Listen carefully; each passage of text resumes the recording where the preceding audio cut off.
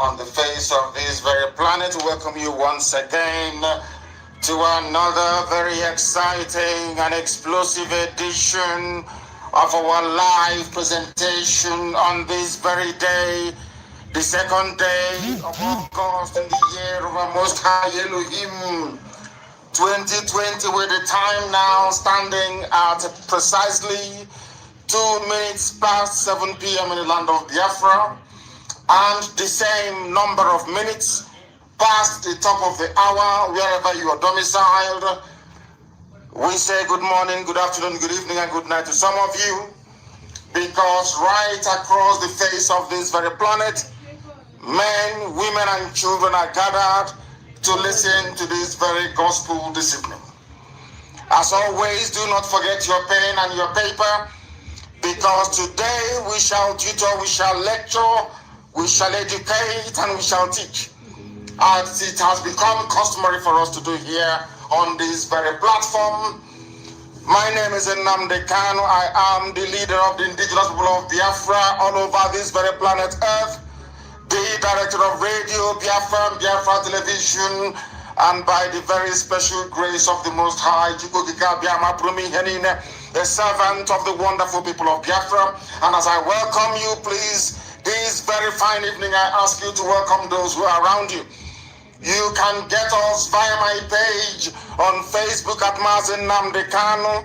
We are on FM, because those of you in Abuja, you are listening. I know that some of you in Abuja will not be joining us via Facebook this evening. They are listening via their radio. We are on 102.1 in Abuja. We are taking this very gospel to the very epicenter of Lucifer. We are going to the place where Satan is domiciled. And this evening there will be light in Abuja, I assure you. Light of the enlightening kind, not the one that comes from NEPA, because this one you can never ever extinguish. Those of you in Abuja, we welcome you to our broadcast. Those of you in Akom, you are part of us, we welcome you. Those in Calabar are listening. Right across Biafra land, people are listening. Even as they send their Janjaweed Miyeti Yala terrorists to my house in Isiama Faruku, we are live and we are direct, and the whole world is listening. The commissioner of police in Abia cannot say she doesn't know about this. The governor cannot claim they don't know. Miyeti Yala are now part of the police and the army. They are all terrorists, and they are encamped in front of my house. This very evening, we are reminding the whole world that they may know what is happening in the damnable zoological republic. We are live and we are direct. As I said earlier, if you do not have your pen and paper ready with you, you are doing yourself a great deal of disservice, because here you are going to learn the things you never learned before. Because of the nature of our program this evening, I will not take much of your time in our usual intro. I will proceed very quickly to go and pray, because we need to pray. Chukwukikabiama is in heaven. We give him every adoration and every glory. This evening we are going to pray from the book of Psalm. That is Psalm 52 we are going to pray, because our freedom is very, very near. The forces of darkness are rising up. The children of hell, they are rising up from everywhere. We know what Loretta Noche is doing with some of them.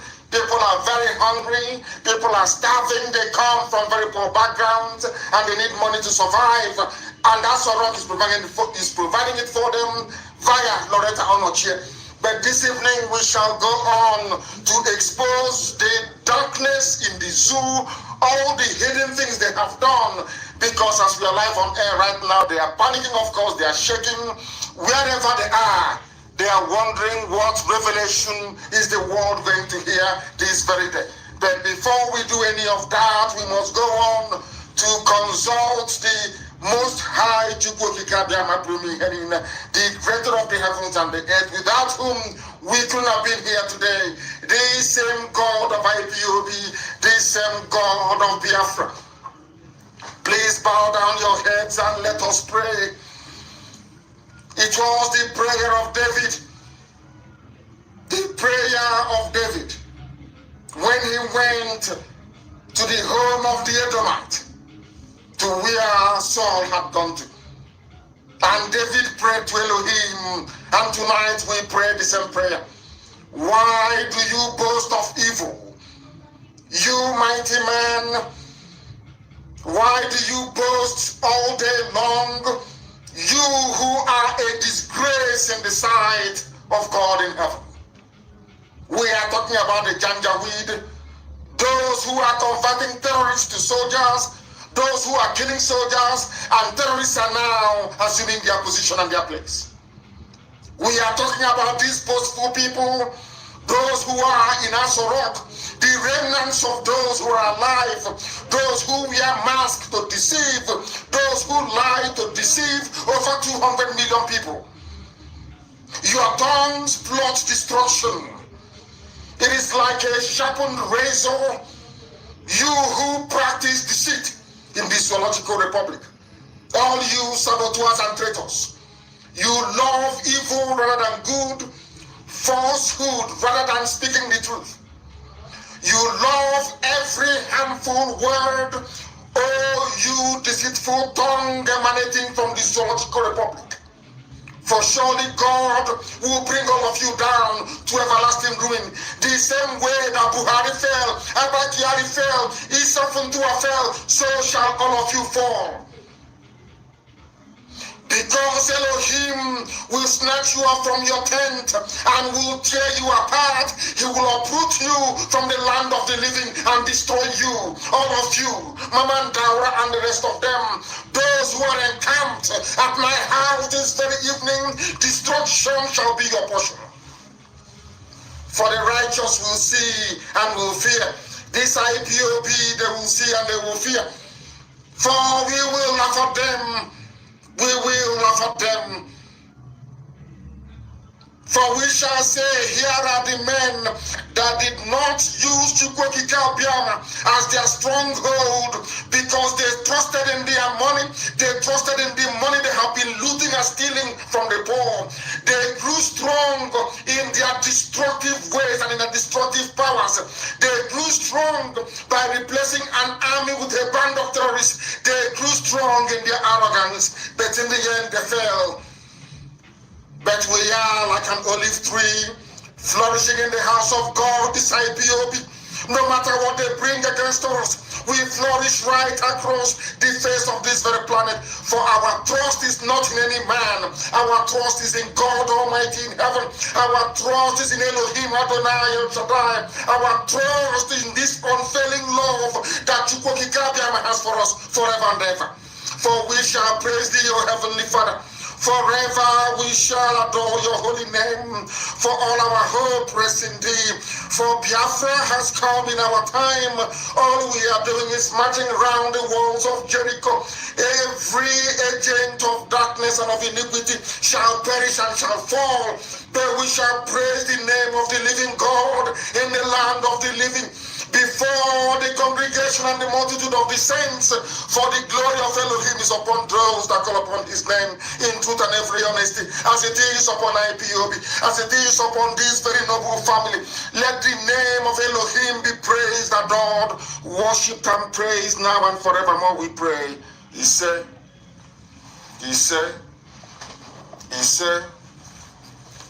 we must preach this very gospel, that heaven may bear us witness. Later on, I don't want people calling. If you call this line, I will block you.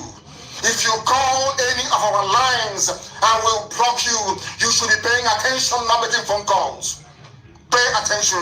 We are not like anybody in the zoo. We are IPOB, we are Biafrans. Our boundary starts from Benue all the way to the Atlantic Ocean, and our boundaries to the west starts from Edo all the way to Amazonia. We must understand this. We must learn. If you call this line, I will block you. You can never call again. You must listen and pay attention. You are not a product of the zoo. You are a Biafran. We are Biafrans right across this very planet listening. And we are taking this very gospel into the heart of Abuja, into the heart of darkness, that they may reason the same way that we do. No calls. If I have to speak to you, I will be the one to call you. If you call this line, you will be blocked.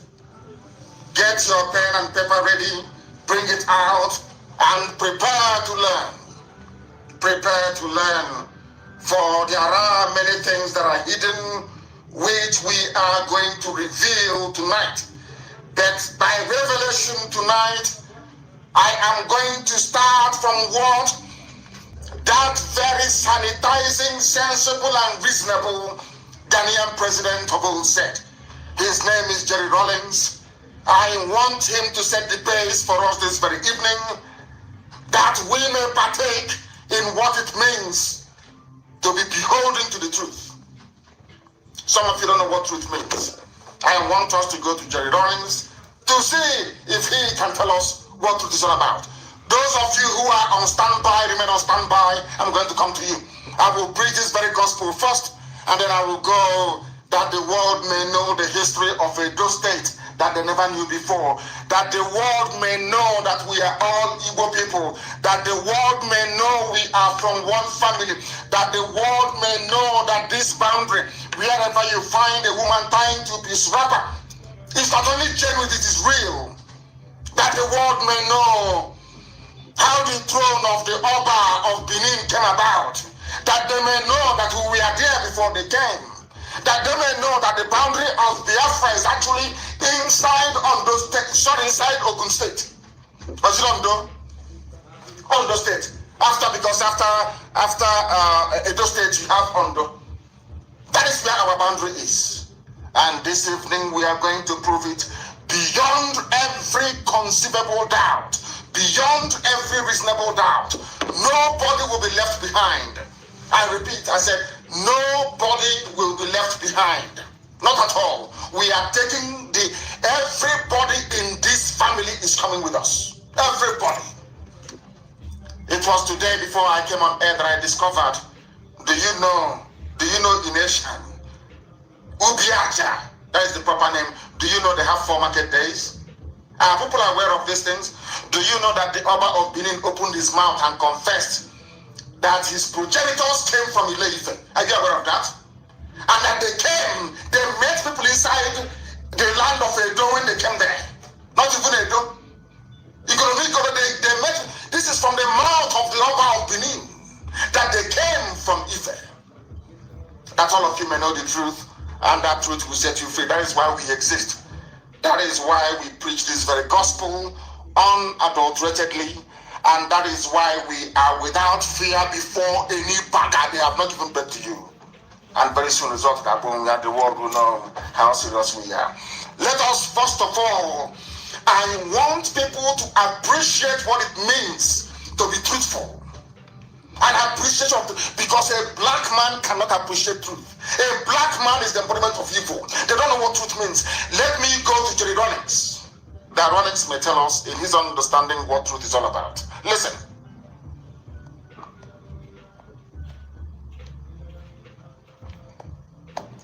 The chemical interrogation, Listen. I would dare you to go and line up some of your finest policemen, some of your finest head of some of your finest, what you call it, judges. Make any allegations against me, you included. Whatever questions you want to ask, take me through a chemical interrogation. I will be the one who will pass. I wonder how many of you will pass. You know something, Chief? If we can learn to be bold enough to restore the value of truth in our society, yes, then we will have justice. Without truth, we cannot get justice. Are you listening? Without truth, no justice. We cannot get justice. And that's why we're suffering. Truth is so important. You know what Gandhi said? I don't need Gandhi to tell it to me. Gandhi said he was looking for truth in God, only to discover that God was in truth. How beautiful. How beautiful. Did you people hear that? When people have issues with the way we preach this very gospel, it is because they cannot comprehend the truth.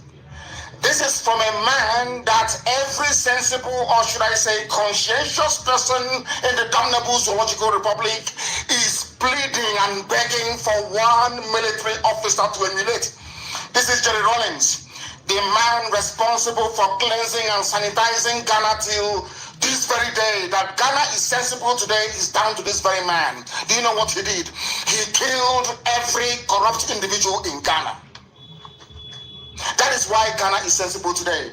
What this very important man is saying is that truth is essential in everything you're doing in life. And Jerry Lawrence went further to say the absence of truth means the presence of injustice. The reason why people are suffering in the damnable zoological republic is because there is no truth in the system. Is because an average Nigerian do not value the truth. And that is why there is injustice everywhere. That is why there are killings everywhere. That is why terrorists are replacing soldiers in the army. That is why terrorists are replacing police people. That is why a terrorist organization can rise up and say, we are floating a vigilante right across the whole nation. When you know that that vigilante is army and police. The Minyetiana vigilante is army and police. They used to kill. Have you seen all the people with fake army uniforms and fake police uniforms all over the place? Fulani people from right across the Sahel wreaking havoc on the lives of people. Yet you cannot speak. Yet you cannot talk. Now you understand why we are very, very important in your life. Why even as of today, people of Nasarawa are beginning to recognize that we are fighting for the liberation of everybody. We want Biafra, yes, but we want others to be free as well. We want everybody to be free. You cannot be free when you are living in lies. You cannot be free when deception is part of your daily existence. You cannot be free when you abhor the truth. Only truth can set you free. Even Rollins knows. Him of all people ought to know. And when you claim you believe in God, the only thing that you can see in God is truthfulness. Nothing more, nothing less. Only truthfulness. If you cannot find truth in God, it means you are not a human being. It means you are not a truthful person. And once it is recognized that you are not a truthful person, you are not deserving of justice. That is why the zoo, Nigeria, they don't deserve justice. Nigerians don't deserve justice. That is why there is impunity. That is why there's so much stealing and corruption. And that is why there is retrogression and backwardness. That is why nothing seems to be working. That is why people are suffering, and that is why they are dying. Because they abhor the truth. And the scriptures made us to understand that you shall know the truth, and that truth shall set you free. That is why we are here this evening, to preach this very gospel uncompromisingly, that the world may know. And where are we going to start our gospel this very day? We start it from the very old problem, because we must be truthful to ourselves. If you are not truthful to yourself, there is no way you can get out of the mess you're in. Let me give you a very simple example for those who do not know. When you're sick, you have appendicitis threatening to rupture in your stomach, and you go to the doctor and you say to the doctor, oh no, I have toothache. And the doctors will be spending their time battling with toothache, whereas the problem you're suffering from is in your stomach.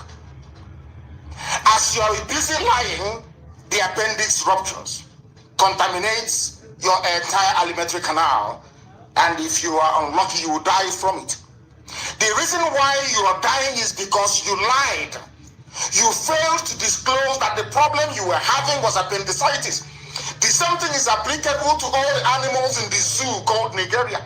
They lie to themselves. Your average Nigerian is a natural born liar. A natural born liar. They were born to lie. That is why everybody is suffering. And that is why nobody wants to confront the truth. Nobody wants to stand up and say, what is happening is evil. What is happening is not good. Let us try and change it. Never. Because they are lying to themselves. They are lying to themselves. They can be in the same country with the Fulani. They are lying to themselves that you can be in the same country with people who come out openly to extol the virtues of terrorism and lawlessness. All of you know this. But you are cowardly. You close your mouths, you cannot speak. They give you money, you take it, you pocket it, and tomorrow you want things to be better for you. It cannot be. Somebody called Douglas Anele has been writing brilliantly. I think this is the third installment of what he's been writing. Was the amalgamation of the North and the South a mistake? A very simple question. When Lugard came and decided to join us from the south with those of them from the north. Was that a good thing? Let me tell you one good thing that will shock everybody. Do you know that had the amalgamation taken place without the inclusion of Fulani in it, things would have been better in the zoo, Nigeria? Are you aware of that? The only reason why there is suffering and pain is because of the Fulani Janjaweed included in the zoo. And I have said this repeatedly. I want somebody anywhere in the world tonight to tell me any country, any territory, any town, any village that a Fulani is in charge and they're doing very well. Give me an example, because there is none. Absolutely none. Now, the man said that the failure of Azikiwe and Awolowo to unite against Sir Robertson's northernization agenda. Sir Robertson is a British man. But when they came and they found that the Fulanis were willing tools, they converted them to their agents. They became their house niggers to now go and do their evil deeds for them. The question this author is asking is, why was it impossible for Azikiwe and Awolowo to agree? And the failure of Azikiwe and Awolowo to agree is why we are in the mess we are in today.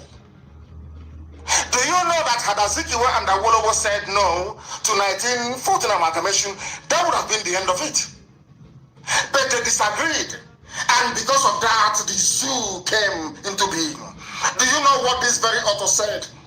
He said that the agenda of the British modernization agenda is regrettable because it not only allowed Britain to get away with odious political shenanigans that unjustly favored the North, it also laid the foundation for the subsequent entrenchment of Fulani mediocrity colonization, which over the years has crippled the zoo. That colonization is now happening in your backyard. But maybe you live in Lagos, you live in Abuja, you live in Toronto, you live in New York. You are not aware of what is happening in your village. Maybe you live in any other part of the world. Maybe you live in Malaysia, you live in Japan. You are ignorant of what the Fulanis are doing. As at this very night before I came on air, it was confirmed that the vigilante, the Miyet Yala was talking about, are ISIS, Boko Haram, and Saru, converted members who are in the army and in the police. In other words, as I'm speaking to you right now, we are under virtual occupation. As I'm talking to you right now, our land is gone. Everybody, I said everybody, including those of you in the middle belt, those of you in the upper belt, in the lower belt, anywhere belt you are occupying, all of you in Oduduwa land, in Yoruba land, you are gone. Your land has been taken. Go to your bushes, go to your forest and see what is going on. As they are busy entertaining us with their corruption, busy entertaining us with one mask after the other, as they are busy waving at the cameraman to cut the interview with the impostor in Asorok, what they are doing is embedding their people in our land. I came off a meeting this very evening and I told them that the same mistakes the Hausa people made that enabled the Fulani to overrun them, sadly enough, is the mistake that every ethnic group in the zoo called Nigeria is making today. The same mistakes. And the funniest thing is that if you don't learn from history, history will consume you. History will consume you. If we fail to learn from the mistakes of the Hausa, if we fail to learn, today in Hausa land, every governor is Fulani. In Hausa land, every emir, every traditional ruler is Fulani. If you don't want your life to be like the one of the Hausa in the north, now is the time to rise up, not tomorrow, now. That is why they will pour out ridiculous amounts of money to try to bribe everything, bribe people to stop us from what we are doing. And they have failed. That was why they carried their intimidation to my house this very evening in Isamafalugu. That is their method. That is what they do. That is what the Fulani specializes in: intimidation and terrorism. Those are their two basic. They lie through their teeth. They are very good at lying, and they are the worst propagandists anywhere in the world. Have you noticed how Oduduwa Yoruba formed Amotekun to take care of Yoruba land. Now, instead of Fulani to form their multilateral group to form their own vigilante to take care of Sokoto, which is the only land I believe that the Fulanis have in the zoo, you know what they did? They now said their vigilante is to take care of Fulanis all over.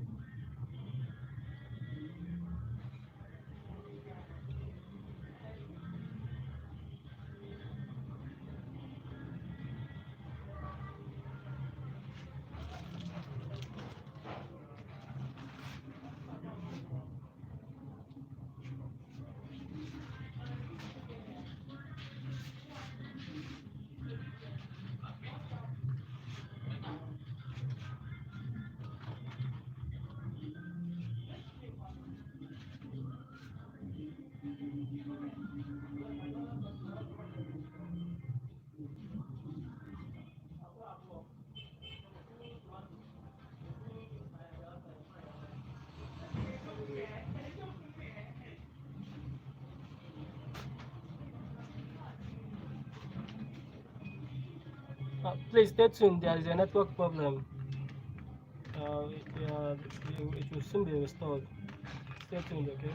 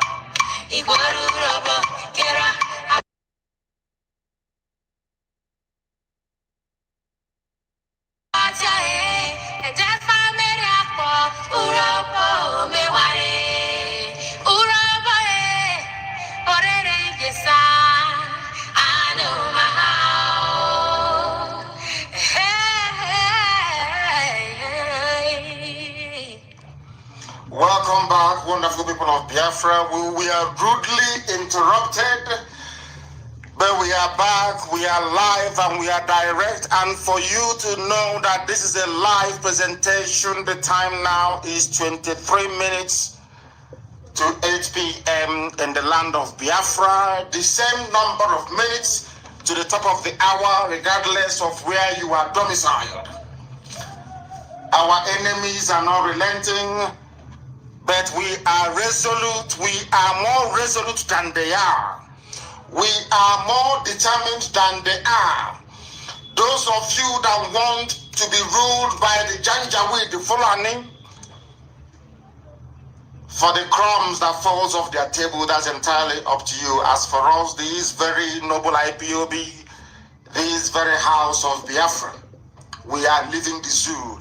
It doesn't matter what you do. And again, as I was saying, before the rude and, should I say, unexpected interruption, the only thing that can come out of the damnable zoological republic is misery, pain and suffering, as you are being entertained with all the shenanigans going on in the zoo. Your towns and your villages are being taken over. I said it before and nobody took it seriously, but now it is coming home to roost. The northern borders are opened, the southern borders are shut.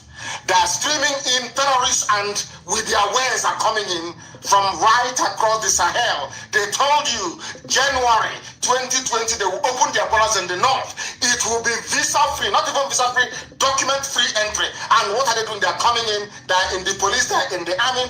The terrorists are in the army, the terrorists are in the police. What is happening today? Mayhem, chaos, lawlessness, looting and criminality of the type never seen anywhere else in the world. I have been writing persistently, I have been tweeting persistently to ask the British government that created that monstrosity, the zoo. Are you people blind? You cannot see what is going on? Can you not see the level of lawlessness in the zoo? That is the reason why the amalgamation of 1914 was a mistake. The amalgamation of 1914 is a direct consequence of the intervention of the forces of darkness over the fate of the children of light, and that is Biafra. If you want your lives, let me tell you something that you don't know. The Fulanis have no homeland anywhere in the world. They see the zoo as their homeland. Do you know why they see the zoo, Nigeria, as their homeland? Because they have summed up our behavior. They understand that with a little bit of money, once you give the politicians and their elders money, they sell you down the drain. The same thing we did during slavery. The Fulanis now know that with money, they can buy off everybody. And that's exactly what they're doing. And that is why your village, I'm sorry for some of you, by this time next year, unless you support IPOB and what we are doing, your villages will no longer exist. I'm telling you the truth, they'll be taken over by the Janjaweed. And let's see then what you're going to do. And meanwhile, it is about peaceful, them and their lies, peaceful coexistence. Let's coexist peacefully. Meanwhile, terrorists are in the army. Peaceful coexistence. Meanwhile, patriotic soldiers are being killed by terrorists. Let us live peaceful cohabitation. And they are taking your land. Peaceful cohabitation. Your mothers cannot go to the farm anymore. Peaceful cohabitation. Checkpoints everywhere killing people. Peaceful cohabitation. And your lives are being drained away. Those are their lies. People, sometimes you cut off your nose to spite your face.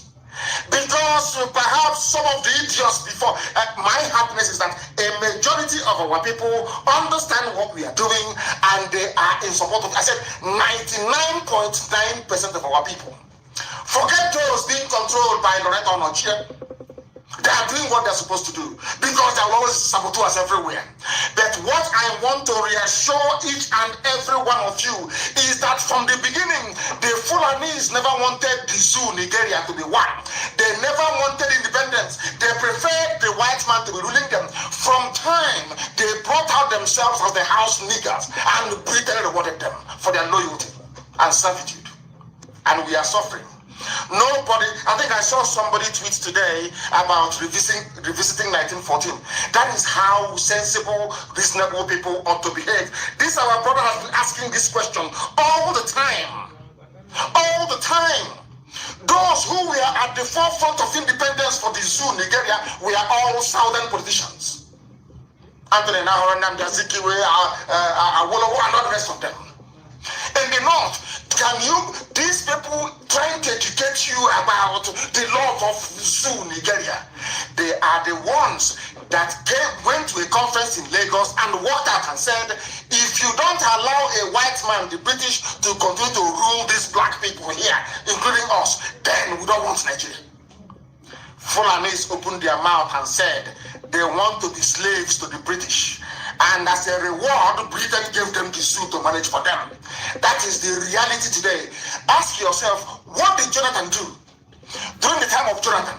Before Obama connived with Cameron to remove Jonathan. Everywhere in the world was, oh, Nigeria is bad, the corruption, the government is failing. But now, not only do you have corruption, you have terrorists, terror killers and murderers in the army. The government is taking murderers and killers and putting them into the army. Not only that, you are hearing about the type of looting that will make you vibrate. A woman, Sadia, whatever her name is, took 850 billion, squandered it. Olisabetu is in jail for 400 million naira only. She's falling. All of you are there, everybody, both Yoruba, Oduduwa, both all of you from Biafra land, every ethnic nationality, they made no bounds. How many are these Fulani people? Let me ask you a simple question. All these Fulanis, they make sure you don't have electricity. Some of you don't know that the lack of electricity is a deliberate government policy to impoverish everybody. So you don't know that? They used what I call the maxim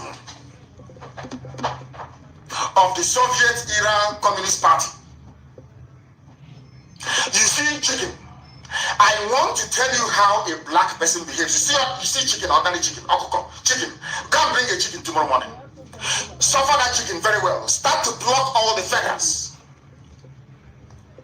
Pluck all the feathers from the chicken. You see the chicken will be crying as you're plucking all the feathers away from it. After plucking all the feathers, starve that chicken for a day. Believe you me, on the third day, put corn in your hand or rice. That chicken will come to you. That chicken will forget what you did to it.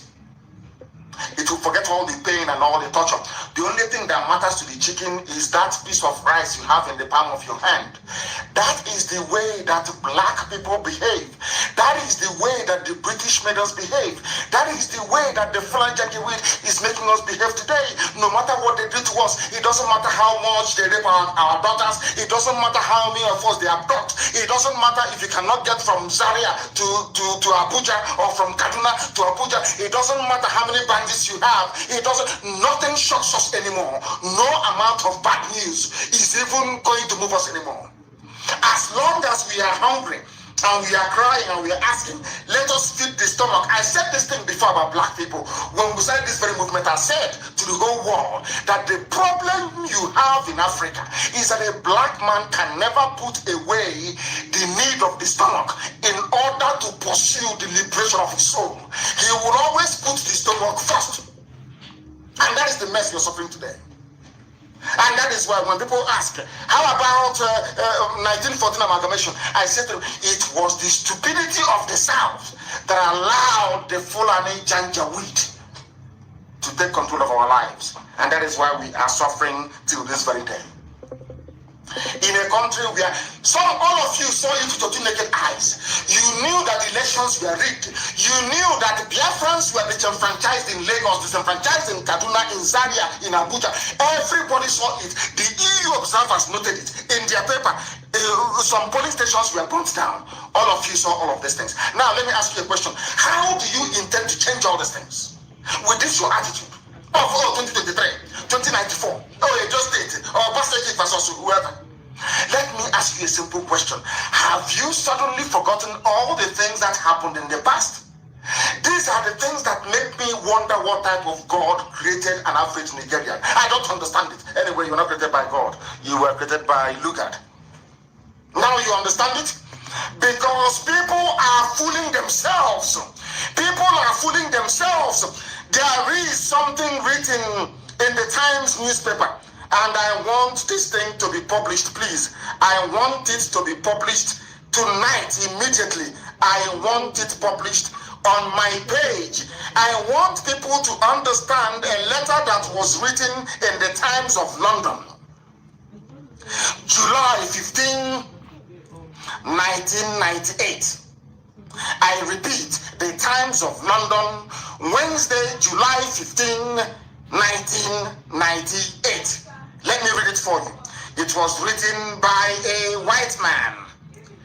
You understand? Written by a white man. His name is Peter Smithers. Peter, P-E-T-E-R, as you have Peter. Smithers is S-M-I-T-H-E-R-S. He wrote it. He was writing to the British government. He's a white man. He's British. As I said before, the British people are very conscientious people. An average Briton is a nice human being. An average Englishman, an average Scottish man, an average Welshman, an average Irishman, they are wonderful, beautiful people. But once you take them away from the streets of London, or Belfast, or Glasgow, or Edinburgh, the case maybe, or Cardiff, and you put them in the Foreign and Commonwealth Office, dealing with colonial matters or dealing with Africa, they turn into beasts, they turn into monsters. I don't know why. Somebody wrote a letter. It's called the Nigerian Lesson. This is in the Times of London. As I repeat, Times of London, Wednesday, July 15, 1998. Somebody kindly sent it to me, and I'll read it so that the whole world may hear. This is from Sir Peter Smithers. He's a knight of the realm. The proper sir, not the sir you have in the zoo. Only the guy come up with a chair knight, These are the proper, these are the knights of the realm of the British Empire. Now listen. Sir, I'm now reading verbatim the letter written by Sir Peter Smithers to the Times newspaper of London. Listen, sir, during the negotiations for the independence of Nigeria, the view of the Secretary of State at that time, with which I agreed, was that in Nigeria, we should attempt to put together a large and powerful state with ample material resources, which will play a leading part in the affairs of the continent and of the world. This was attractive, but it involved forcing several different ethnic and cultural groups into a single political structure. The negotiations were complex and very difficult. The chief problem, as I recall, or I remember, relating significantly to the control of the police and of the military. Listen carefully, please. In the retrospect of 40 years, it is clear that this was a grave mistake, which has cost many lives and will probably continue to do so. It would have been better to establish several smaller states in a free trade area. Even some British people realized after 40 years of failed experiment called Nigeria. Sir Peter Smithers, who worked in the zoo colonial desk, he is writing, we wanted to build a country that is so big that we can control, more or less. And that very big country. Our problem then was who to give the police and the army to. And they gave it to Fulani. The man is now saying, with hindsight, after 40 years, many people, he wrote this thing in 1998, or not 2020, 1998. This white man knew that Fulanis were using army and police to kill people in 1998. He said after 40 years of this experiment called Zoo Nigeria that they created, that it is a mistake. White man is a mistake. Now, he said we should have gone for small states. Now, this goes back to our Aburi conference. Our people should be able to reason. This was the reason why Britain said no to Aburi, because Aburi was about confederation. Ojukwu went to Aburi, agreed confederation, came back home in Enugu, and Gowa launched a war instead of implementing that Aburi that would have allowed smaller nations to emerge, but in a free trade zone called Nigeria. Gowon said no because British told him to say no. Because Britain wanted a large country that has influence in Africa that they can control, but to achieve that control, they needed to place the military and the police in the hands of the Janjaweed, Fulani, Miyetiala. And that was what they did. And that is why we are suffering till today. This man said people are dying. Let me continue. In exculpation, it must be said that we did not then have the examples of the collapse of Yugoslavia and of Soviet Union before our eyes. In other words, the man is saying that Nigeria, the issue you have, Nigeria to some of you, is the same thing as Yugoslavia, the same thing as Soviet Union, and it is bound to collapse. That is what this man is lamenting in 1998. He is saying we did not have the benefit of the collapse of Soviet Union or Yugoslavia to tell us what to do in the case of the animals in the zoo, Nigeria. Are you listening? This is from a British man, a high-ranking officer. He is a sir, he's a knight of the realm, Sir Peter Smithers. I will continue. It should now be clear for all, but the willfully blind. This is how intelligent this man is saying. It is clear to everybody, to both cockroach and rat, okay, Mochicha, everybody knows it is clear, unless you're living in denial, unless you are a denier of the truth, unless you are foolish. This is from a white man, please, not me. Unless you are willfully blind to see that it is extremely dangerous to force diverse racial and social entities into a single rigid political structure such as that which is being built upon the foundation of the Maastricht Treaty.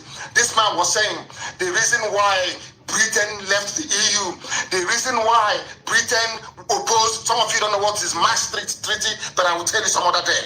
It was a treaty of European Union that Britain refused to sign. This man is saying the same mistakes of the past we are about to repeat. What is that mistake?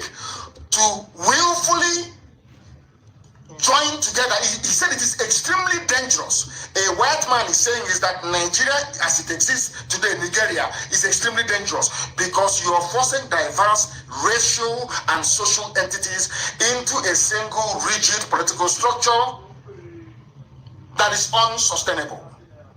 Now, recent history, according to this man, Peter Smithers, sir, of course, he's a knight of the realm.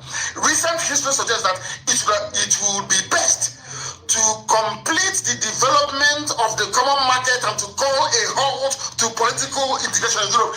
These are the people of Brexit. They don't want Britain to be a part of one big political superstructure. The man is saying the same thing we built in Nigeria that is costing lives. And who is this man that wrote this? He said, I am, sir, your obedient servant, Sir Peter Smithers. Listen to his title. Parliamentary Private Secretary to the Minister of State and the Secretary of State in the Colonial Office from 1952 to 1959. And he lives in Vico Makote in Switzerland. Are you listening? These are people that knew that putting a country together, people of diverse social backgrounds. In Igbo land, am I the same thing with a Fulani man? The answer is no. I am related to Efik, to Ibibu, I'm related to Asian, as they call it, I am related to Ikonomiko, the people who are there. I have relationship with Urobo. I know I can relate to Isoko culture. I can relate to Ishekiri culture. But can I relate to Fulani culture? The answer is no. Maybe even to an extent, I can relate to Yoruba culture, Yoruba culture, to an extent. But do you think I can ever relate to Fulani culture? Of course, the answer is no. Because Fulani runs a feudal system. a rank-gated system, where one big man stays at the top and gives you tea in the morning and asks you to go and stone somebody and you can do it. That's what they do. Do you see the difference between an egalitarian society and one that is so structured that order will come from the emir or from the sadiki or whoever? We are not like that. That is not democracy. And that value system was what the Fulanis brought to Asorok.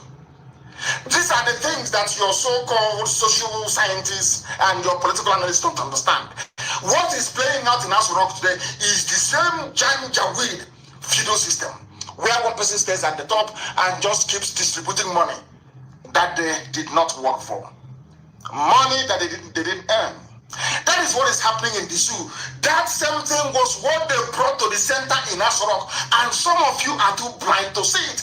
When we tell you that the zoo, Nigeria is unworkable, try to understand there is no nation on this earth where you have divergent values, divergent cultures and traditions welded together into a nation. Is a lie. People might say to you, oh, how about USA? Everybody is there. Yes, but if you're coming into USA, you are swearing an oath of allegiance to the Constitution. That Constitution is an Anglo-Saxon Constitution. It is a reformist Constitution, not even Catholic. Not Catholic, it's Pentecostal. The Constitution of America is Episcopal. It is not Catholic. It is not. That was why they were saying that Kennedy was the first and the only Roman Catholic president in the USA, in US history. Are you aware of that? John Fitzgerald Patrick Kennedy is the only Roman Catholic, in fact, people were speculating that he was killed because of his Roman Catholicism. Because the US Constitution is more Lutheran, reformist. Those of you who are aware of Protestantism and the Reform movement away from Rome, that was how they built it. So for you to be an American citizen, you must swear an oath of allegiance to this very beautiful document called the Constitution of the USA, where you now believe in the rights of women, in equality between everybody who is, in fact, between men and women, so to speak.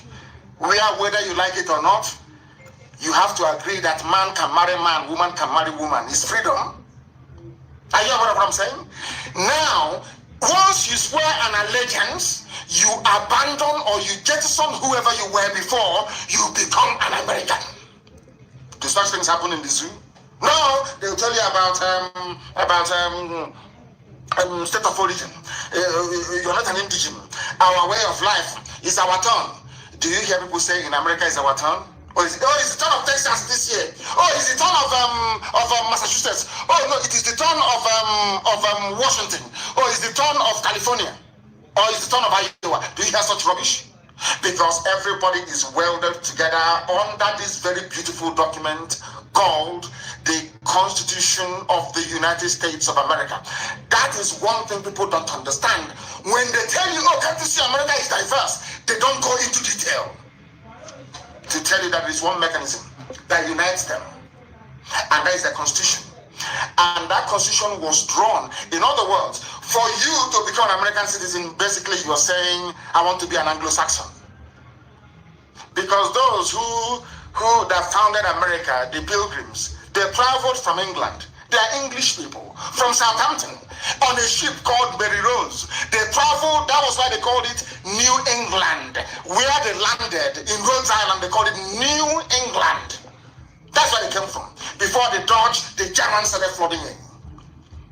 And you know, when they got to America, they said, we are going to build a society where every man is equal, because in the England they are coming from, the king is saying that he was appointed by God.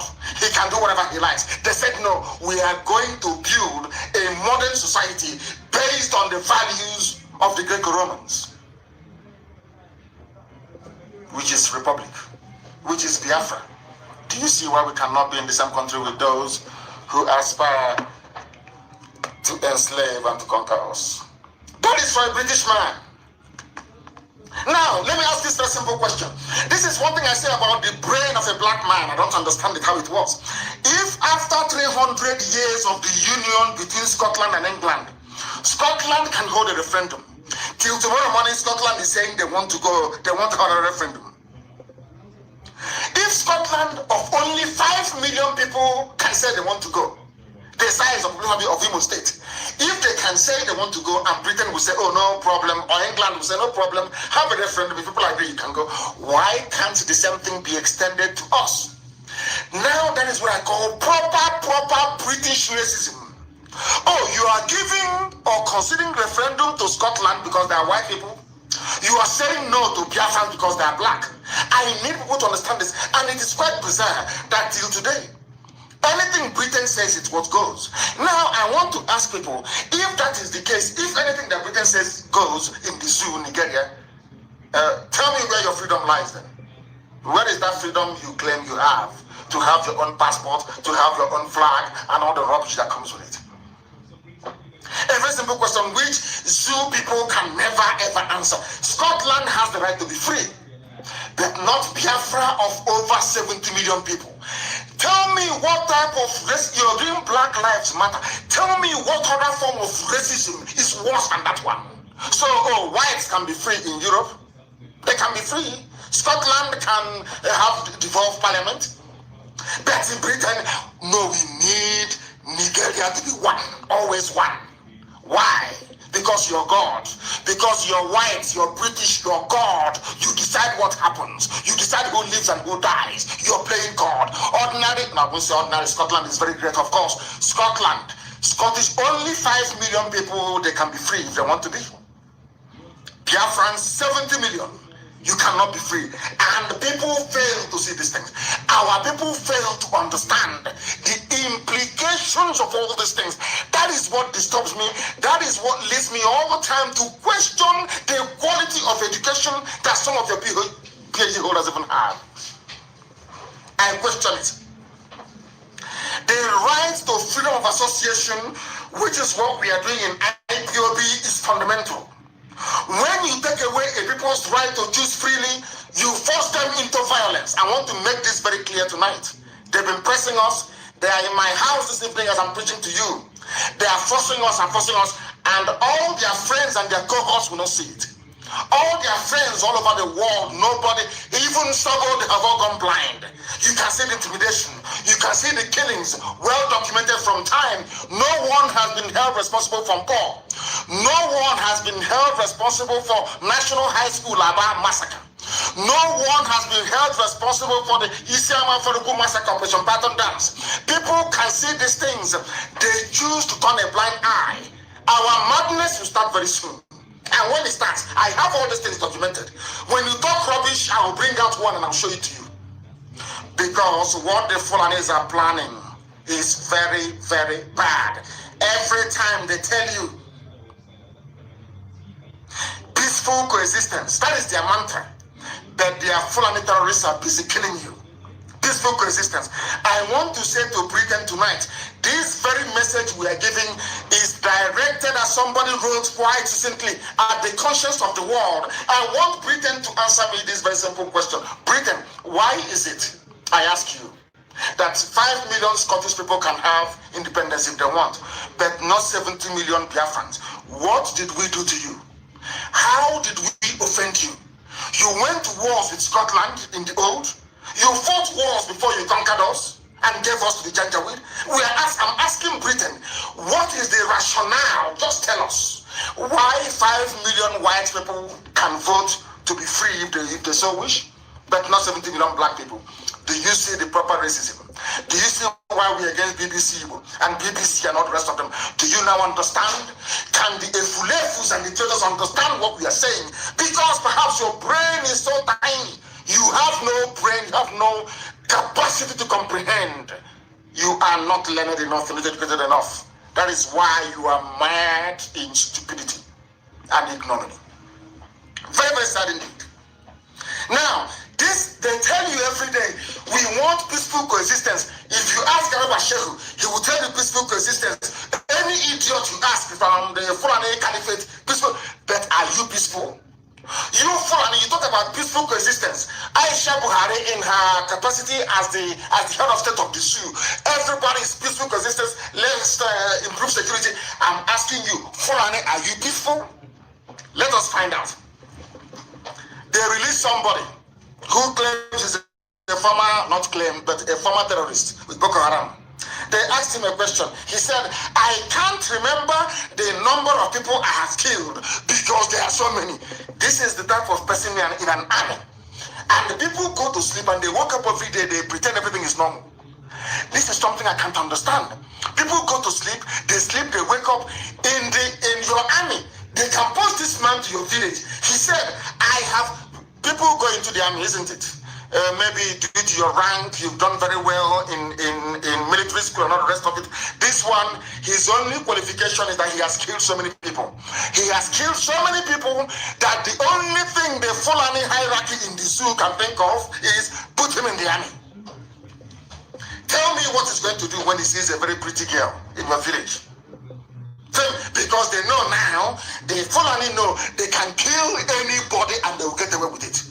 They killed the daughter of Fasoranti, their Fanifere leader.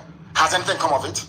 I bet people made noise on Facebook and on Twitter. All of us, we are writing, Fasoranti's daughter is dead. Did anything come of it? No, nothing. Now the Fulanis, they understand, as long as the daddy Britain is there to protect them, because anytime something happens in the zoo, the international protocol says that you first go to the colonial master. Anytime there is a problem, you must first consult the colonial masters.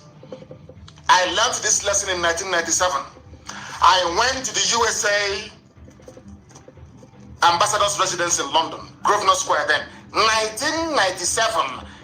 I went there with my good friend Ifani Rebu. We met the man who is in charge of the Africa desk. His name was Walter Fulmer, PhD of course. Dr. Walter Fulmer. He spoke to us and he told me clearly, United States of America cannot do anything in Nigeria without the approval of Britain. Face to face in 1997, I will never forget, 1997, September, I was there with somebody, Ifani Rebu. We went to the same unit together. He was a year behind me at now is London Metropolitan University. He read politics. I did politics and economics, political economy. Ifan Yirebu, I left. Oh, Chineke, my goodness. He told us we cannot do anything without the say-so of the British. Face to face. The places we have been to, the things we have seen on behalf of Biafra, you won't believe it. You can't believe it. Now, let me tell you something you don't know. His name is Usman. He is one of the 602 ex-Boko Haram terrorists who completed their de-radicalization, rehabilitation, and reintegration program in July, according to a report by a Zoo newspaper. Now they asked him, he said he is thanking the Nigerian government for giving them a new life. Usman said, none of us was killed during the de-radicalization process. I really enjoyed my stay in the camp, but people who are not armed are being killed. All of you are quiet. All of you must remember what I'm saying. And my happiness is that every program we make, we have it in storage somewhere. You people are here now laughing, drinking your gulda, having fun, when people who are not armed, just holding a meeting, they are being killed. The army of the zoo, their police is in my house, this terrorizing people. Whereas somebody that said, I have killed so many people, I can no longer count. That person is in the army. That those that have not killed anyone, the army is in their homes killing them. Now tell me how stupid people can get. You think we've forgotten? No, we have not. I'm saying all these things because when our own madness starts, you will not blame us. Now, somebody who has killed so many people he cannot remember is in the army. A group of elderly mothers who have not killed any fly in their life, they are being besieged by the police in Abia State. And I wrote something on my page before I came on air. And I said to Britain, you will not warn your lapdogs now. You won't warn them. The day our madness starts, it will be Britain who will be at the forefront, saying that what Nnamdi Kanu and his volunteers are doing is not good. They will be the ones propagating it for the Fulani. Because the job of Britain is to keep the zoo one. It is here. Official. But the same Britain was instrumental in the collapse of Yugoslavia. Margaret Thatcher was instrumental in the fall of Soviet Union. But because those people are whites, they're Europeans, they're whites now, they deserve freedom. You people in Africa, according to British government official policy, you are niggers, you are nothing, you are animals, you don't deserve to be free. That's why we're in bondage. Do you think that Britain cannot call up the Janjaweed and tell them? Do you think that they cannot call up the Janjaweed and tell them? They can't tell them to go back to Aburi. Britain has the power to say, go back to Aburi. But they will not do it. Do you know why they won't do it? Because to them, you are not a human being. Forget all the wishy-washy, hypocritical, equality garbage. No, they don't believe in it. You are nobody to them.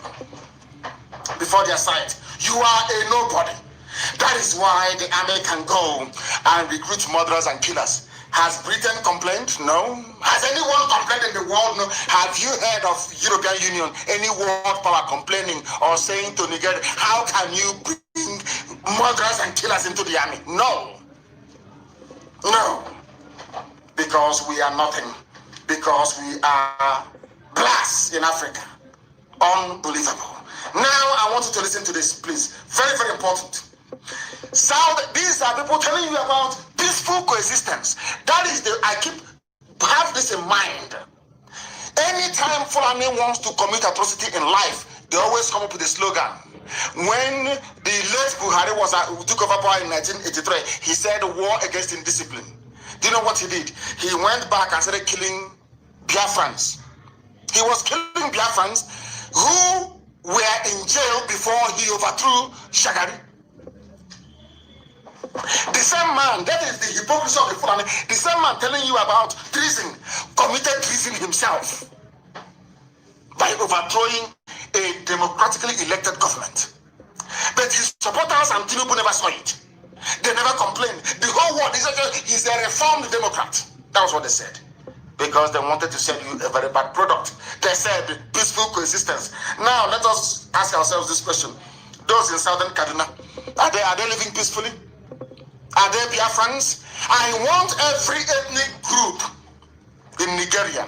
I want everybody in that zoo to understand this very simple logic.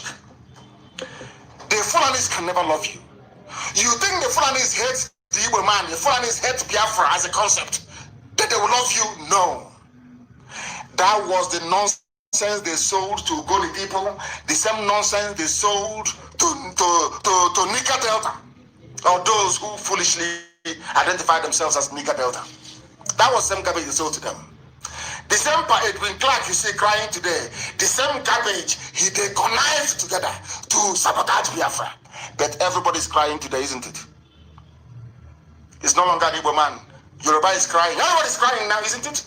Across the TV, people are crying. Everybody in the zoo, Southern Kaduna, everybody is crying. Baggy, they are complaining in Abuja.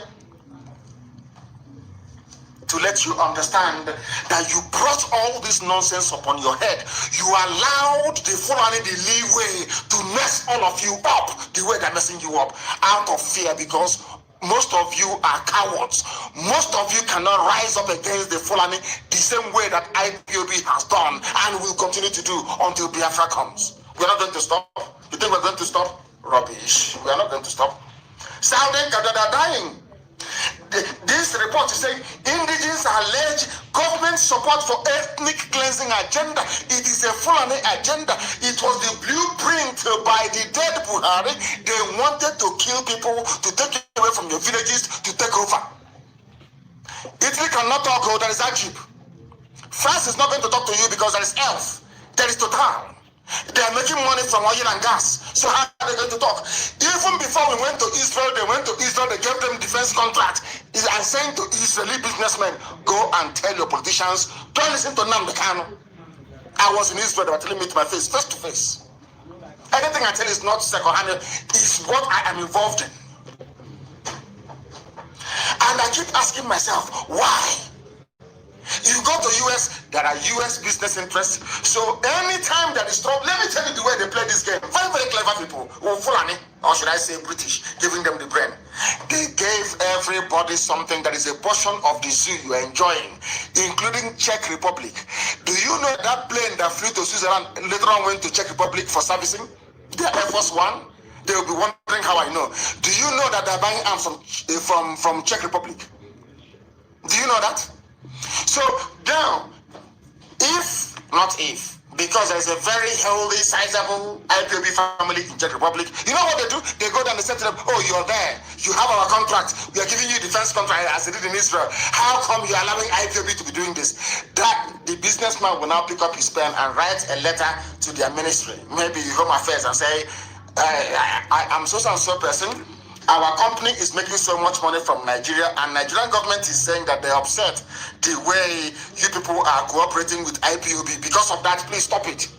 You will see them, they will change their interview techniques during asylum, when we seek asylum. That's what they do. That's all they do. They now pressure the business in that country as they did in Italy with Egypt. Egypt is the one now contacting judges, telling them, oh, please, IPOB is this, IPOB is that. Because the zoo has put pressure on them. That's what they do. That's what they do. Some of you don't know this, but we know. And we are countering them every blessed day. If you know the battles we are fighting on a daily basis, believe you me, if you see us, you give us a very cold beer to drink. I'm telling you the truth. A serious battle. That's what they do in the zoo. Or is it in Germany? Because the people putting pressure on the government are the businesses doing business in the zoo because of the money they are getting. All of you are niggers, you can go to hell. That's what they say to you. You are a nigger, you can go to hell. Our concern is the money coming into Germany from Julius Berger, from Siemens. All of you can die. We don't give a damn. That is why what is happening in the zoo, all of you remember Rohingya. Have you all forgotten Rohingya? Rohingya, because Muslims were involved. Because in the zoo, Christians are being killed, and to be a Christian is no longer fashionable in the world anymore. Maybe to be a Muslim to be a Christian is no longer something to be proud of. That is why they can kill as many Christians, or should I say Judeo-Christians, as possible, and nothing is going to happen. Nothing will happen. Nothing will happen because has the Pope spoken? The answer is no. How about Archbishop of Canterbury? No, that one wants oil money. Look at ordinary Rohingya. How many people did is it Burma? How many people did they kill? Is it Myanmar? How many Rohingyas did they kill? And it's everywhere. Every news, everywhere you go is Rohingya. Look at the amount of slaughter. The slaughter in the zoo in southern Kaduna is on a daily basis. Has anyone complained? Have you heard people coming to say, oh, we are going to investigate? No, we are the ones, IPOB, pushing and keep pushing for U.S. Special Envoy to come to the zoo to see the level of carnage and mayhem going on. These are things you need to understand. Now, Miet Yala are the ones responding. They are saying that ethnic cleansing and genocide is not true. Now, Miet Yala, the fourth most deadly terrorist group in the world, they are now the government of the zoo. Some of you don't know this, but we do. Well, all of you were there when they gave Miet Yala 100 billion. What did you do? What did you do? 100 billion given to a terrorist group. And some people say, we support the government. We support what they're doing. You support a government giving 100 billion. That is money for you. 100 billion to a terrorist group, the fourth most deadly terrorist group in the world. Fulani Herdsmen Miet Yala. All of you were there, sheepishly looking, and you did nothing. Only IPOB complained. That is why I say that in my next life, I don't think I will come close to Africa, believe you me. When I hear about people being stupid, but you have to be on the ground in the zoo to realize how daft our people are. People are lamenting. A 93-year-old woman, Mrs. Azumi Boka, her community were amongst those that was attacked during the latest attack by suspected armed headsmen on Gonanrogo community in Kajuru local government area of Southern Kaduna State. Of Southern Kaduna, rather, in Kaduna State. These are the amounts of killing taking place. People are dying and being slaughtered every blessed day. Every blessed day, people are dying. No one is talking. Britain is not talking. France is not talking. EU is not talking. Nobody is talking. Do you know why you are blacks and you are niggers? And nobody gives a damn about you. Until you give a damn about yourself. Because Fulani is taking all of you. All of you. Not only that, we have said this before, because the aim of the Fulani is to take over everywhere and bring in their people from the Sahel, so they can now say that Nigeria is Fulani homeland. Some of you are too foolish. You are blind, you cannot see. But we can see. Is it only Biafra that is suffering? All of you that ganged up against Biafra, how far now? I'm asking you. Are you having fun? All the lies they told you, all the lies they told you through go on, all the lies, the deception, the deceit. Iboban is the problem. Biafra is the problem. Where are we today? Are you having fun in the zoo, Nigeria? The answer is no. Now let us even go to those that fought for them. The bulk of the soldiers, I keep saying this all the time, only if the soldiers can't put the need to save their lives and their communities over and above their stomach.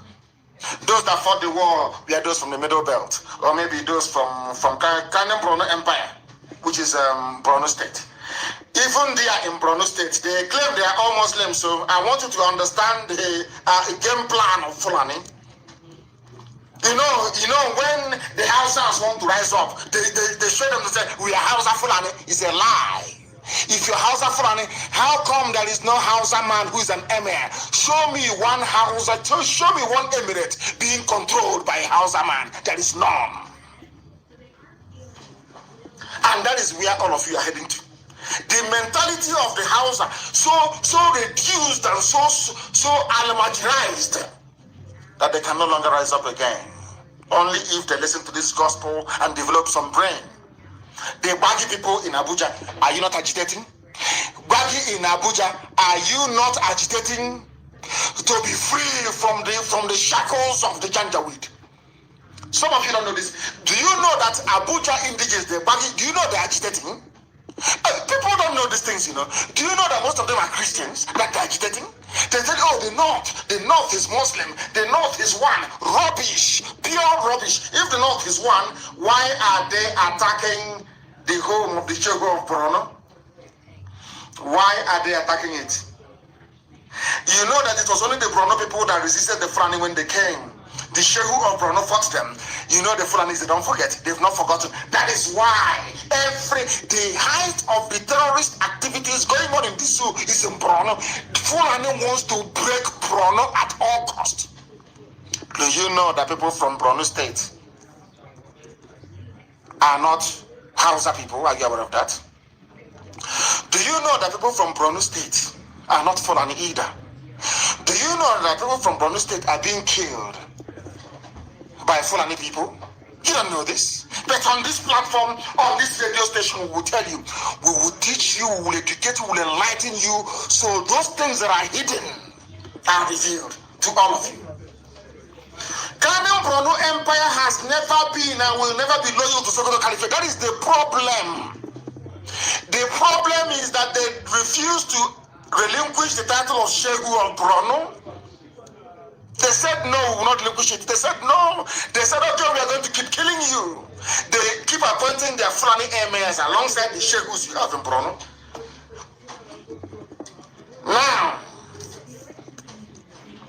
some of us think because they're all Muslims, somehow they are one. No, they are not. They are not. That is why the northeast of the zoo has no peace. That is why most of the monarchs they have been killed by Boko Haram. That is why Boko Haram is in Borno, killing them. Who are Boko Haram? Boko Haram are Fulani Janjaweed, by another name. Of course, I do sympathize with them because Yusuf was killed by the police. So they have every right to agitate or to get angry. Today they are calling them terrorists. That is why most of the monarchs you have in Borno are dying. And if you go and do your research, most of the people dying in Borno State are all sheikhs. No emir has been killed. The people they are killing are the sheikhs, the original aborigine, the owners of the land are being killed. Owners of the land are being killed in Borno by the Fulani. But you don't know this? Owners of the land in southern Kaduna are being killed. And I keep asking people, Fulani had a mad. How many are these Fulanis terrorizing all of us? Everybody. How many are they? And somebody quite frankly, but do you know those that carried out coups are from the Middle Belt? Maman Fatsa, Henry Yoka, and all the rest of them. Are you aware of that? Why? If the North is one, why would Maman Fatsa carry out the coup? If the North is one, why would Gideon Oka carry out a coup and say that the extreme Sharia North should go? Why? If the North is one. These are the things we don't think about. These are the things we don't know about. But we know in IPOB because we are very, very smart. The Sheikh of Borno is now saying we are no longer safe. Now, this was the people that came into power claiming to have all the answers to the security problem. But in Borno, in their own homes, in their own land in the north, there is no peace, there is no unity. There is anarchy and there is war. One is official, one is not official. And they'll come and tell you,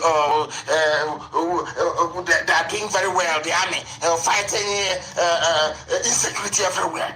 That is to deceive you. If you are foolish, you will listen to them. But I'm sure in Abuja tonight there is fire. They know that the truth has come into Abuja. They can no longer hide it. They can't. I'm asking everybody. I am asking everybody, by which I mean Biafrans, every Biafran, regardless of your clan, so to speak. Oduduwa is there.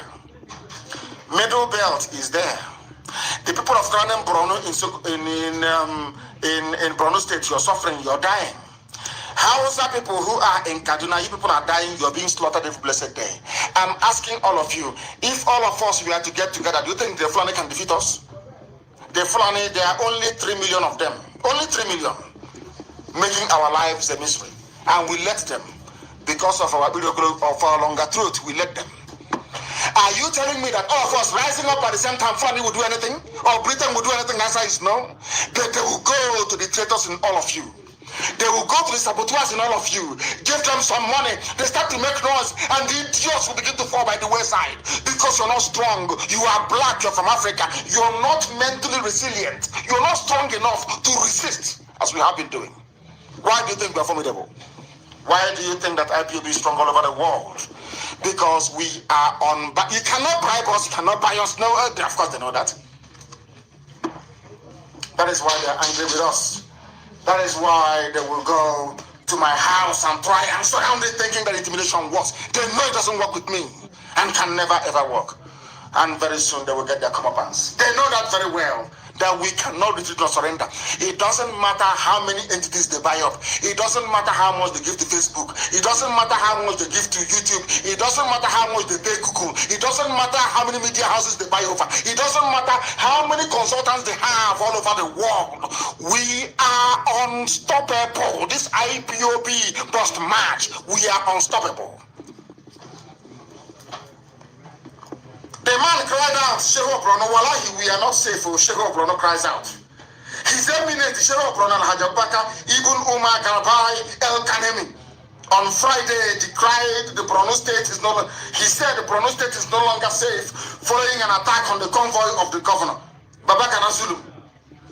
In another part of the zoo, these are the people that came into power, saying, oh, Jonathan is weak, Jonathan cannot do anything, Jonathan cannot fight Boko Haram, let's give it. Upon all the money they have squandered, upon the goodwill and the love of Britain, the protection of a father over their child, because to the British, the corrupt ones in them, the Fulani is like their baby. You don't know that? When Tony Blair came, where did Tony Blair go to? Where, I ask you? Where did Tony Blair go to? Where? All of you, the same thing they did, to the middle belt. You know, what the Fulanis do very cleverly is that they take you off one after the other. If they see you are the problem, they go and bribe people who are around you.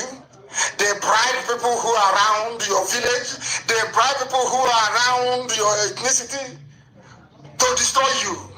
Once they have finished doing their job, the Fulanis will not descend on them. Ask Middle Belt now. Who fought the war? Is it not Middle Belt that fought the war? Where are they today? Are they not the ones crying? Are they not the ones complaining? The Sheikh of Borno is complaining. This is what the Fulanis do. And they will consume their own poison and they will be destroyed. Do you know why? Because they're dead to attack the children of light. They will not die one after the other. And what I said to them, by the time we are done, there will be no Fulani Emir in the north. They should write it down somewhere. The Hausa people will wake up from their stupidity. The Hausa peasants will wake up from their idiocy, from their stupor, and chase them away. You see what will happen. Then you know that we serve the living God in heaven. We are live and we are direct and the whole world is listening. They tried to interrupt us earlier, but we are here. Sokoto Caliphate wants to conquer the entire north, especially Karen Bromo Empire, which is Borno State. They want to conquer them completely. That is why they keep releasing repentant Boko Haram to go and do more harm to the people of Karen Brono. That's what they want to do. That is what they are doing. They want to destroy the Kanuri tribe. The Kanuri tribe that, you know, when Britain advised them, forge this alliance with everybody. First of all, subdue, attack the Igbos, destroy them first. And that was what they did. What did they do? They went to Kansarawiwa, they went to Adakaboro, they went to all of our people. They keep deceiving them, they keep talking to them, they keep convincing them until they fail. After that, what happened to Kansarawiwa? Who killed Kansarawiwa? The same Fulani. Who killed Adakaboro? The same Fulani. Yet people don't learn from the Niger Delta. They don't learn because their brains are empty. I'm not insulting anybody. I am just telling you the truth. Now, listen very, very carefully to this. Army, what are you doing? No. According to the mask wearer, the claim is Buhari. Insecurity. Nigerians know we have done our best. You have done your best. That you are in Isiama Faruku this night with your army and police. But you're saying you don't have soldiers to go and meet terrorists in the north. We have done our best. That is a signal to Boko Haram, a signal to Mietiala. Do anything you can. Britain have now given us the green light. We can take over the whole place. That's the beginning of this. If you guys say, oh, we have done our best, there is no condemnation. Nobody is condemning them. This was a news they carried. It's He says that they are saying that the regime, this very regime, had done its best as far as fighting members of Boko Haram is concerned, and the militants in the south. And I ask the whole world, our people in the coastal land of Biafra, are they fighting? Is Avengers fighting? The answer is no. Is anyone fighting? The answer is no. But you see how clever the Fulani thing they are. They have to smuggle in south. So that when Britain is going around the world lobbying for them, Britain will say, oh, it's not only in the north that is problem. There's also problem in the Niger Delta area of south. Do you see? I don't know why people don't, why we black people we don't reason. Do you see what Britain is doing? Do you see their game plan? So we have done our best in fighting Boko Haram and also in the south fighting military. And I'm asking them, where are them? When was the last time there was militancy in the south? So-called, or should I say, in the southern part of Biafra land? None. But they will keep quiet. They keep quiet. Igbo man is your problem. You see it? They now had to smuggle in. Everybody was there when Avengers was doing something marvelous. And the governor stepped in and said, no, Avengers, no, take money. Stop. And they stopped. Since then, have you heard of Avengers again? The answer is no. Why are they including South? and their nonsense of insecurity. That is to tell you how evil and dubious these people are. That is a very big shame that our people allow them to get away with it. All of us are allowing them. Now, can you imagine Oduduwa and Biafra coming together? Is it not game over? Is it not game over? But the Muslims who are within Oduduwa will not allow that to happen. That's the way it is. But it is too late. It is bound to happen anyway. It is bound to. That thing that Azikiwe and Awo failed to do, this generation must do it. To put an end to all this rubbish that is happening in this room. If you are doubting us, let me now give you the confirmation of what is going to happen to all of you. Those of you who are listening in Abuja, those of you who are listening from Moscow, in Russia, all over the world, listening to this, because the whole world is listening. People are listening via app, you are on my Facebook page, people are listening via FM, others are on satellite. We know it, the whole world is listening. Let me tell you what is going to become of your village in 50 years' time. This is a headline from a Zoo newspaper. Tension heightens in Jos over alleged plan to install an emir. In Jos is a Christian territory. Jos. You know, that is the area that Gowon comes from. All those people that betrayed Ironsi, all those who said Igbo man is your problem, all those who were brainwashed into believing that Biafra was the problem and not the solution. But today I am glad they see Biafra as the solution, and I welcome all of them. I am not going to hold the sins of Gowon and Danjuma over the heads of innocent people. Of course not. They were deceived. What is happening in Jos today? If you recall a few years ago, what is happening in Southern Kaduna was happening in Jos. Go and Google Jos violence, religious violence. It is there. Countless reports were produced by a joint parliamentary committee in the United Kingdom on Jos. They used to do a prayer, a vigil, pray for Jos. In London, they used to do it. Do you know why they were fighting and killing you all those years? It is to install a Fulani emir, and it has happened. This is a headline published only yesterday from a Zoo newspaper. Tension heightens in Jos over alleged plan to install emir. Tension heightened on Friday in Jos City and Bukuru Town in Plateau State over an alleged plan by some people to install an emir in Jos South local government area of the state. The tension arose when an invitation card purported to be from the Bukuru Emirate. They are from an emirate. You see where they have their mushroom huts now in our town, near 9th Mile. If you're coming from Onitsha into Enugu, you see them on the right hand side. They are in Okwa. They are in Ebonyi. They are in a few other places in our land. In 50 years' time, they will present to you the emir of Okwa West. You know, I told you this about a few days ago. Some of you didn't believe me. But now in Jos, after many years of fighting and subduing them, I want somebody to tell me where you have Fulani people and they're not in charge of the politics and there is no trouble there. Anywhere they are, the only way you can have peace is if they have their emir, if they control the local council. If not, there will be war and unrest. Now they have gone to Jos. They want to install an emir. You see how miraculous God is? You see, the same people from the Middle Belt that fought Biafra and said that Biafra will not come, today their own land will not be for them. The emirs are coming. And who are the emirs? They are Fulani. They are coming into Jos. He's here. Are you going to stop them? Who is going to stop them? You can cry, you can lament, you can shed blood. Blood can come out of your eyes. No one is going to save you. Only Biafra can save you. Only IPOB can save you. Isn't it very ironic? The same stone that was rejected, the same Biafra they said, don't go near to Biafra. Biafra is bad for you. Now Biafra is saving you. Now who do you think will save you from the Fulani? Installing their emir in Jos. And once they install the emir of Jos, is over now, is it not? It becomes it's an emirate. It's now a Fulani territory. And all you Christians in the Jos, you'll be slaughtered and massacred even more. Only Biafra can save you.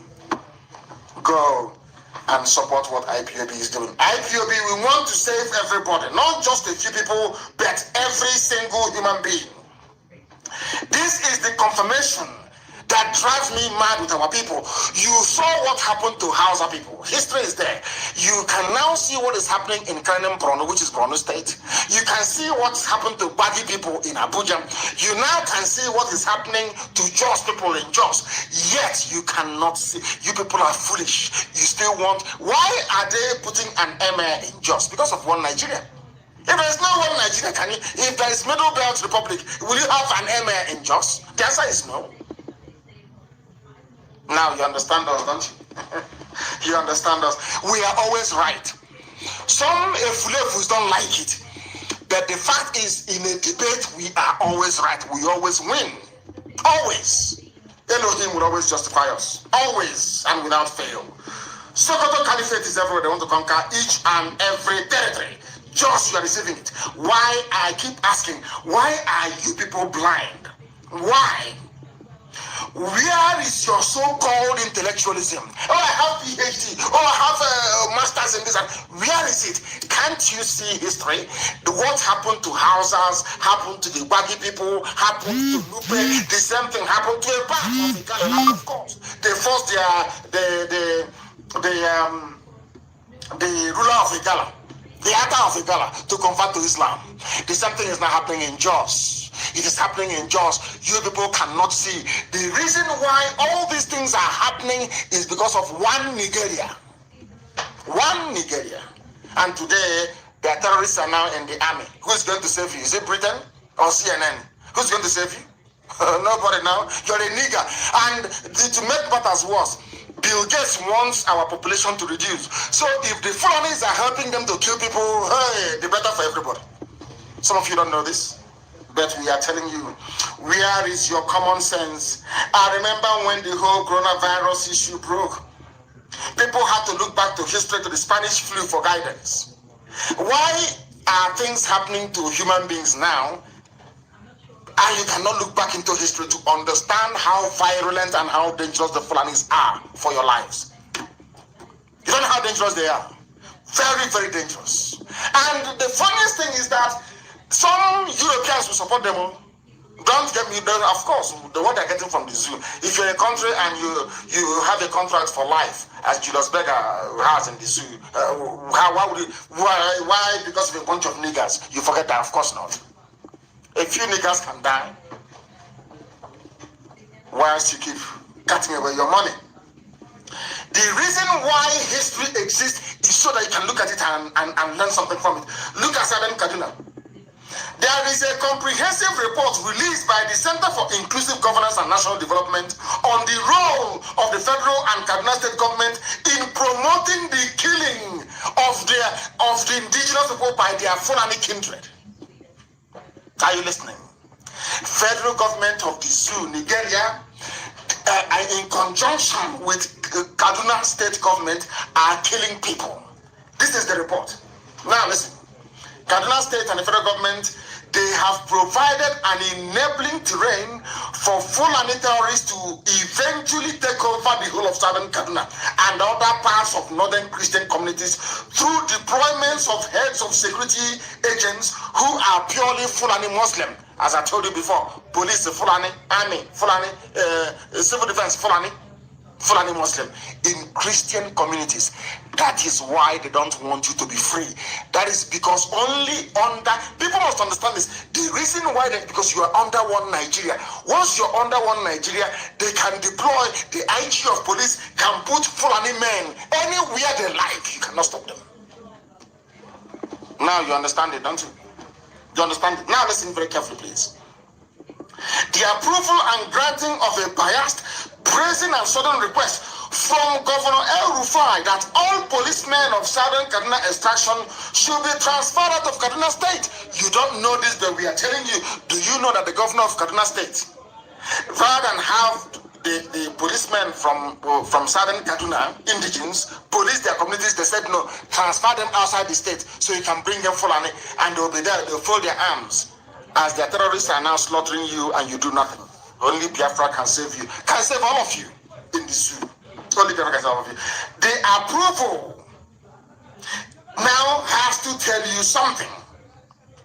This was granted since 2017. by the former Inspector General of Police, Idris Mohammed. Idris Mohammed signed it as an order that no Southern Kaduna policeman should be deployed to Southern Kaduna. Instead, ship them out and bring in Fulani. So they'll be there watching as people are being slaughtered. Since the creation of Kaduna State, that all the combination of all the heads of agencies deployed to serve are skewed in the interest of Fulani people. Now, you will be surprised. That was the same man that paid terrorists to stop killing indigenous people. Now, who is the governor of Kaduna State? He's a Muslim. His name is Ahmed El Rufai. Who is the deputy? Hadiza Balarebe, Muslim. Who is the speaker of the House of Assembly? Yusuf Zailani, Muslim. Who is the chief judge of Kaduna State? Mainly Christian state, to remind you, Mohammed Lawal Bello, Muslim. Who is the Attorney General of Kaduna State? Aisha Diko, Muslim. Who is the Army GOC in charge of the area? His name is Major General Mohammed Usman, Muslim. Who is the commanding officer, 313 Artillery Regiment of Kaduna, Lieutenant Colonel A.K. Muhammad, Muslim. Who is the Air Force officer commanding Kaduna Air Force Base, Air Vice Marshal Musa Mukhtar, Muslim. Who is the commander of the Nigerian Air Force Base, Kaduna, Group Captain Haidi Ahmed, Muslim. Kaduna Naval Command, they have Naval Commando. Well, there's no sea there, but they have Naval Command. That is the zoo for you. Rear Admiral Tanko Pani, Muslim. Who is the Commissioner of Police in a predominantly Christian state in the north? His name is Umar Muri. He's a Muslim. Who is the DSS man inside Kaduna? His name is Idris Ahmed Koya. He is a Muslim. Who is the commandant of the Civil Defense Corps in Kaduna? His name is Babangida Utusema. He is a Muslim. Who is the controller of the prisons in Kaduna? Sanusi Dan Musa, Muslim. Who is the immigration controller in Kaduna State? His name is Mr. A.A. Bauchi, Islam. Who is the Corps Marshal, that's road safety in Kaduna State? His name is Garoba Alimi, Muslim. That's how they roll. You see, very few Fulani, they occupy everything. And instead of ordinary people to open their eyes to see what is before them, they are busy squabbling and talking about one Nigeria. Talk about one Nigeria and you die in it. Now, everybody knows that Kaduna State is known to have a very large Christian population. They are dominant in at least 10 local government out of 23 local government areas of the state. But a state which has 8 heads of security services, saddled with the responsibility of securing the lives and properties, however deliberately selected to be Muslims, no Christian in it. No Christian whatsoever. That tells you all you need to know about the zoo and how the Fulanis operate. And that is how they steal your mandate. They bring somebody from number 4 to number 1. And nobody can complain. That was how they finished off Zangon Kataf, the government area, where El Rufai mandated a committee to produce a white paper that will help him take the land of the people and give it to the Fulani terrorists. These things are happening in a place where they claim they have democracy. And none of you are quiet. The more you are quiet, the more the Fulanis will decimate all of you. Now, the zoo, remember, these same people, let me tell you how, you'll be wondering how do they make their money? How do they keep all of you quiet? How can you have only 3 million people controlling 200 other million people? How is that possible? Because Fulani knows how to steal. They know how to steal very, very well. And I must give them credit for it. They also know how to share. They know how to distribute their largesse. They know how to do that very, very well. Now listen very carefully. The zoo was sold to China for 5.3 billion. Have you forgotten? And how many of you can remember? How many of you today can remember that the zoo was a company before owned by the Royal Niger Company, Royal Niger Company, so to speak? Sir Goldie sold, you and I, the Nigeria, sold it to Britain for, I think it was £85,000 or thereabout. I'm sure that Karamonde will correct me if I'm wrong. The whole of the zoo was sold to Britain for £85,000. Today, they are selling it to China for 5.3 billion. That is to tell you that Nigeria never existed. There's never a country, can never be. Never a nation, and can never, ever be. In other words, as somebody wrote very cleverly, if you have $6 billion now, you can buy the whole of Nigeria. You can buy everybody, any millionaire now, anywhere in the world with common $6 billion. You as Elon Musk is, or maybe Bill Gates. If Bill Gates really wants to reduce the number of people in the world and wants to kill 100 million Nigerians, as he's been planning to do, all he needs to do is to dip hands in his pocket, produce only common $6 billion. And you can buy everybody. China bought sovereignty of the zoo, Nigeria, for 5.3 billion. So with 6 billion, you can also buy, I'll beat China and then buy the whole of the zoo. With some change on top. That is how useless and how low our lives are. Very, very sad indeed. So if you have a rich uncle, your uncle can buy Nigeria for you. For only 6 billion, you can buy with 200 million people in it. They are all your property. That is how sad life has become for our people. Very, very sad indeed. That is why some of you remember this lady very well, Sadia. That was the lover of Abba Kyari before Abba Kyari passed on. That was the lover. Unbelievable. Unbelievable. That is to tell you how sad life has become in the zoo. How very sad life has become in the zoo. That is this lady. She is called, the palliative lady. Lady palliative. Or hush mommy, as one politician called her. Hush mommy. What's that her name again? She's called, what's that her name? Sadia. Her surname keeps escaping me. Her surname always escaped me. I don't know why. The one that said that every family received palliative from the federal government. That tells you how they lie. And having lied and having been defended by journalists in the zoo, she is now free. Her name is, what is this lady's name again? What is her name again? I can't seem to find her name. It keeps escaping me. I'm sure somebody's going to tell me. Somebody is going to tell me the name of this Sadia somebody. I've forgotten her full name. Is that her surname that keeps escaping me? But I'm sure I'm going to find it. She has gotten away scot-free with her lies. That's all of a sudden every family received palliative. That is how sad they are. And let me tell you, when I tell you that the white man is in love with the criminality of Fulani Janjaweed, you thought I was joking. World Bank approves $500 million loan for child education in the northern states. They've come again. These are the people with all the money in the world. These are the people who have been ruling the zoo from day zero. They have stolen all the money. These are the people that sold oil to China for 2.5 trillion and they shared all the money.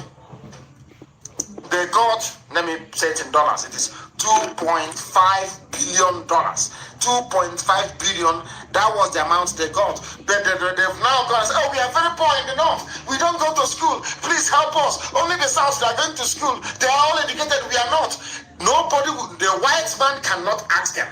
The white man from the World Bank cannot ask them. But you are the ones controlling the economy. You control central bank. You control every fund in the zoo. You are the rulers of the zoo. How come your girls are not in school? You know what they did? They gave them money anyway. They gave them money. They gave them money. Very, very sad indeed. Very, very sad indeed. That is the zoo for you and tells you all that you need to know. We have now come to that segment of our program. That is a man I want all of you to Google tonight. Go and Google him. His name is Gabriel. The family gave me name, Awudu. His name is Gabriel Oyibo. Oyibo, as all of you know, is an Igbo name. He is a mathematician extraordinaire. One of the most intelligent men in the history of creation. Very, very intelligent man. He is from Kogi State. He is a PhD holder. He is a professor of mathematical sciences at Ofapid Institute of Technology. A very brainy man, a very, very intelligent man, highly intelligent. He's from Kogi State. His name is Oyibo, but I gave him a wood for your information. I now want to take us to the aspect of our program tonight that I promised you we're going to bring to you. This very aspect is very, very, very, very important. That people understand the boundaries of Biafra. Where Biafra starts from. Sadia Farouk, thank you very much. Sadia Farouk, thank you very, very much. Somebody has given me her name. Hush Mommy, Sadia Farouk, 850 billion missing. With the money, they can conquer everybody. Sadia Farouk, that is her name. That is her name. I am trying to go and get our people to join us this very evening for this very program, because I did promise them I was going to go to them one after the other. I wish they can come and I will ask them questions, ask them where they come from. They are going to tell us, because the whole world is listening. And I'm going to ask them very serious questions, and I'm sure that they're going to answer. I will ask them questions and they will answer. Very, very critical, very, very important. I am trying to get them on the line. Please, before we bring in Owa, can you give us your name and where you are, please? Very, very important. Our lines are not open. Our lines are not open. I am the one making this very call. Our lines are not, don't call. Don't call this line, please. I am the one to call if I need you. Can you give us your name, please, and where you are? Hello, Mazi Nnamdi Kanu. My name is Armstrong Omeje. Armstrong Omozoge Omeje. I am currently in Parkes, New South Wales, Australia. It's currently 6 a.m. in the morning, Sunday morning, 3rd of August 2020. You are in New South Wales, is that correct? In Australia? Correct. Yes, sir. New South Wales. And where do you come from, please?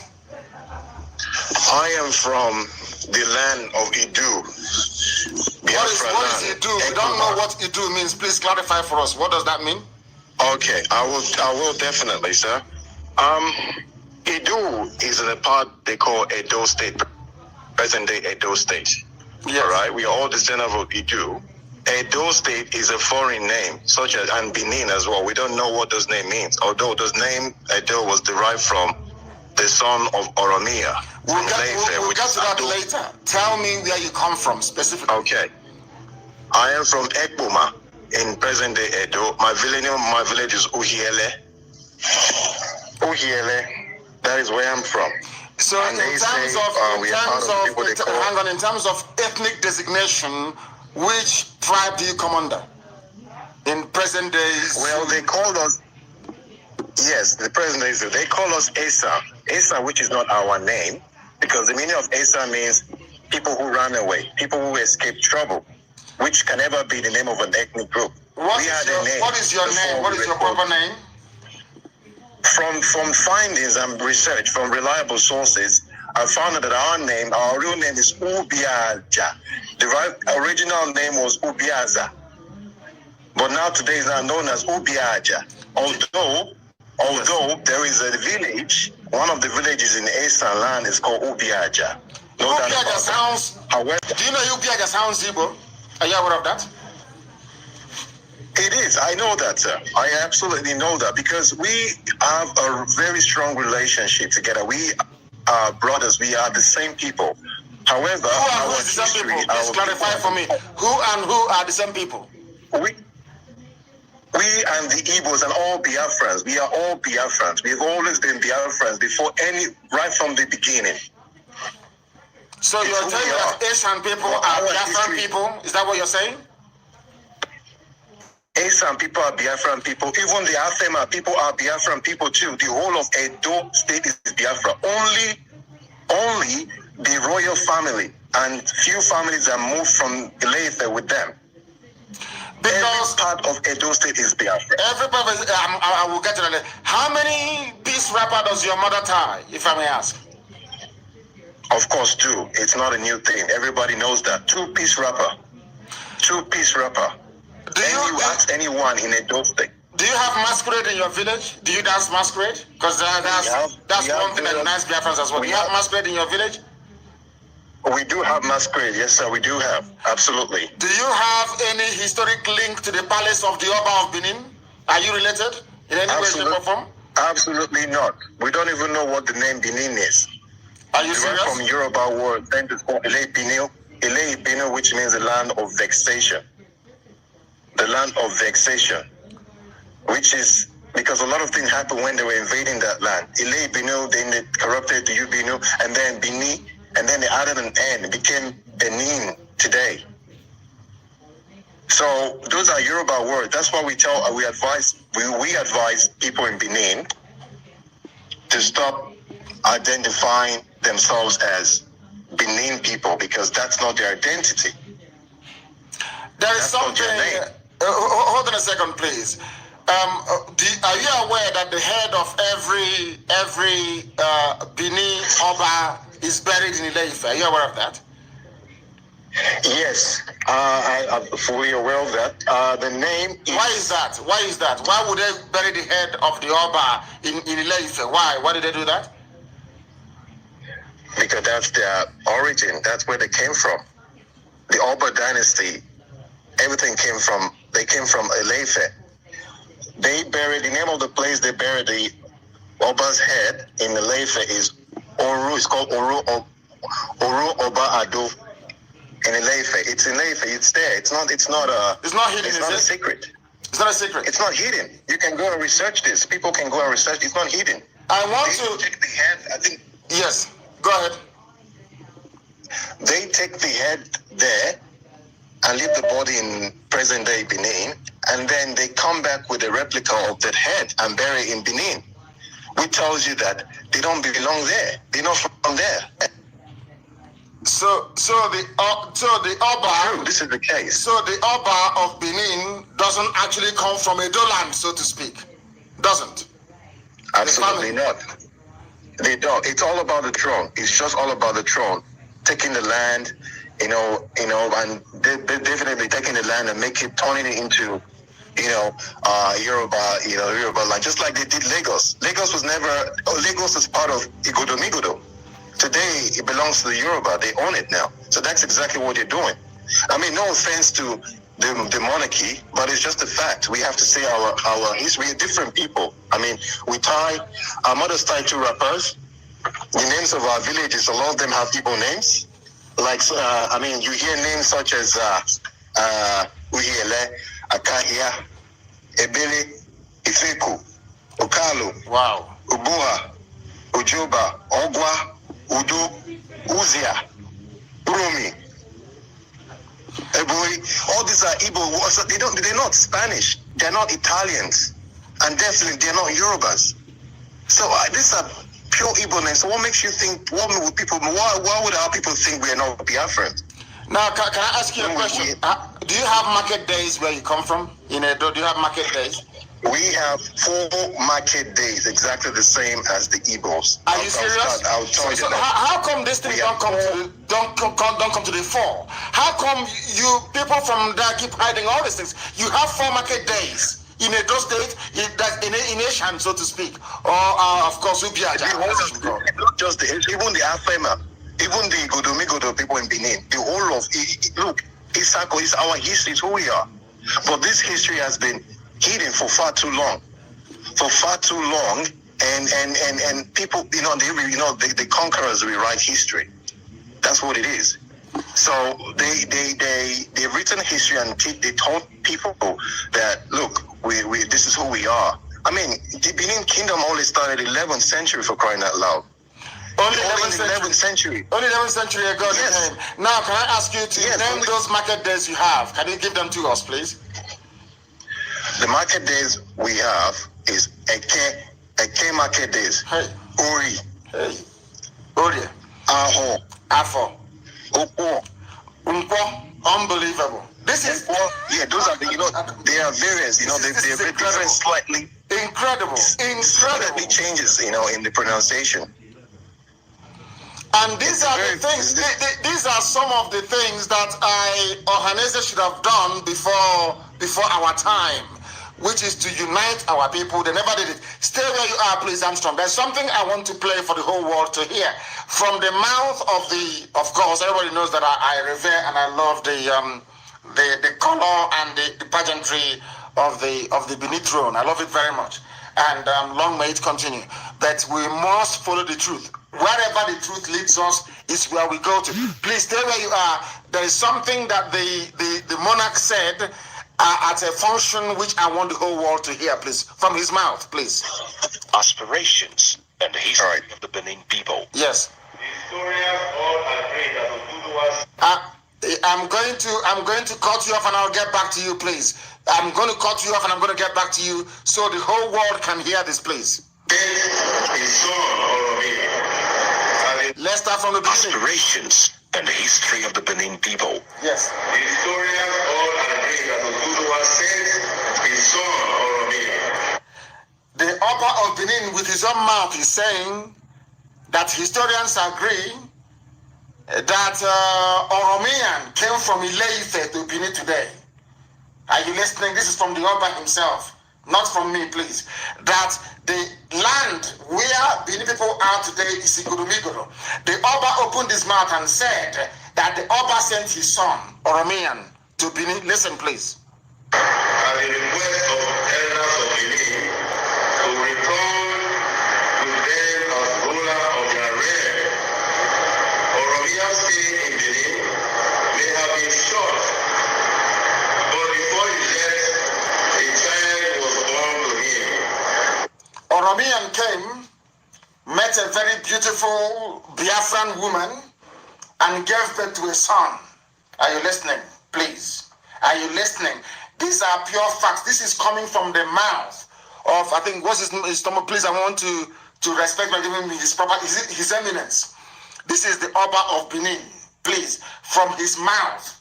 They came, the Oromian, a Yoruba man came, impregnated a Biafran woman in Benin, today's Benin, and gave birth to a son. Let's listen.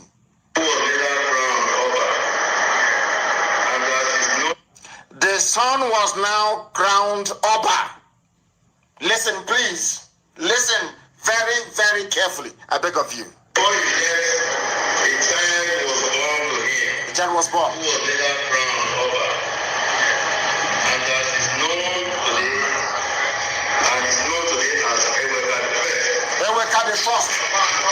They are clapping on Eweka the First. Is a product of Yoruba and Igbo, so to speak. The first Oba of Benin is a product of Yoruba and Igbo. The name is Eweka, which sounds even because the mother gave birth and named the child Eweka, which is an Igbo name. This is from the mouth of the Oba of Benin. Please listen. Oromia's time in Benin, however short-lived, he was an Oba, and so he was the first Oba after the Ogisho dynasty came to appear. He established ownership in Benin by indication. Therefore, the listing of past Obas should therefore begin from Oromia, as it is listed in the Naira. Are you listening?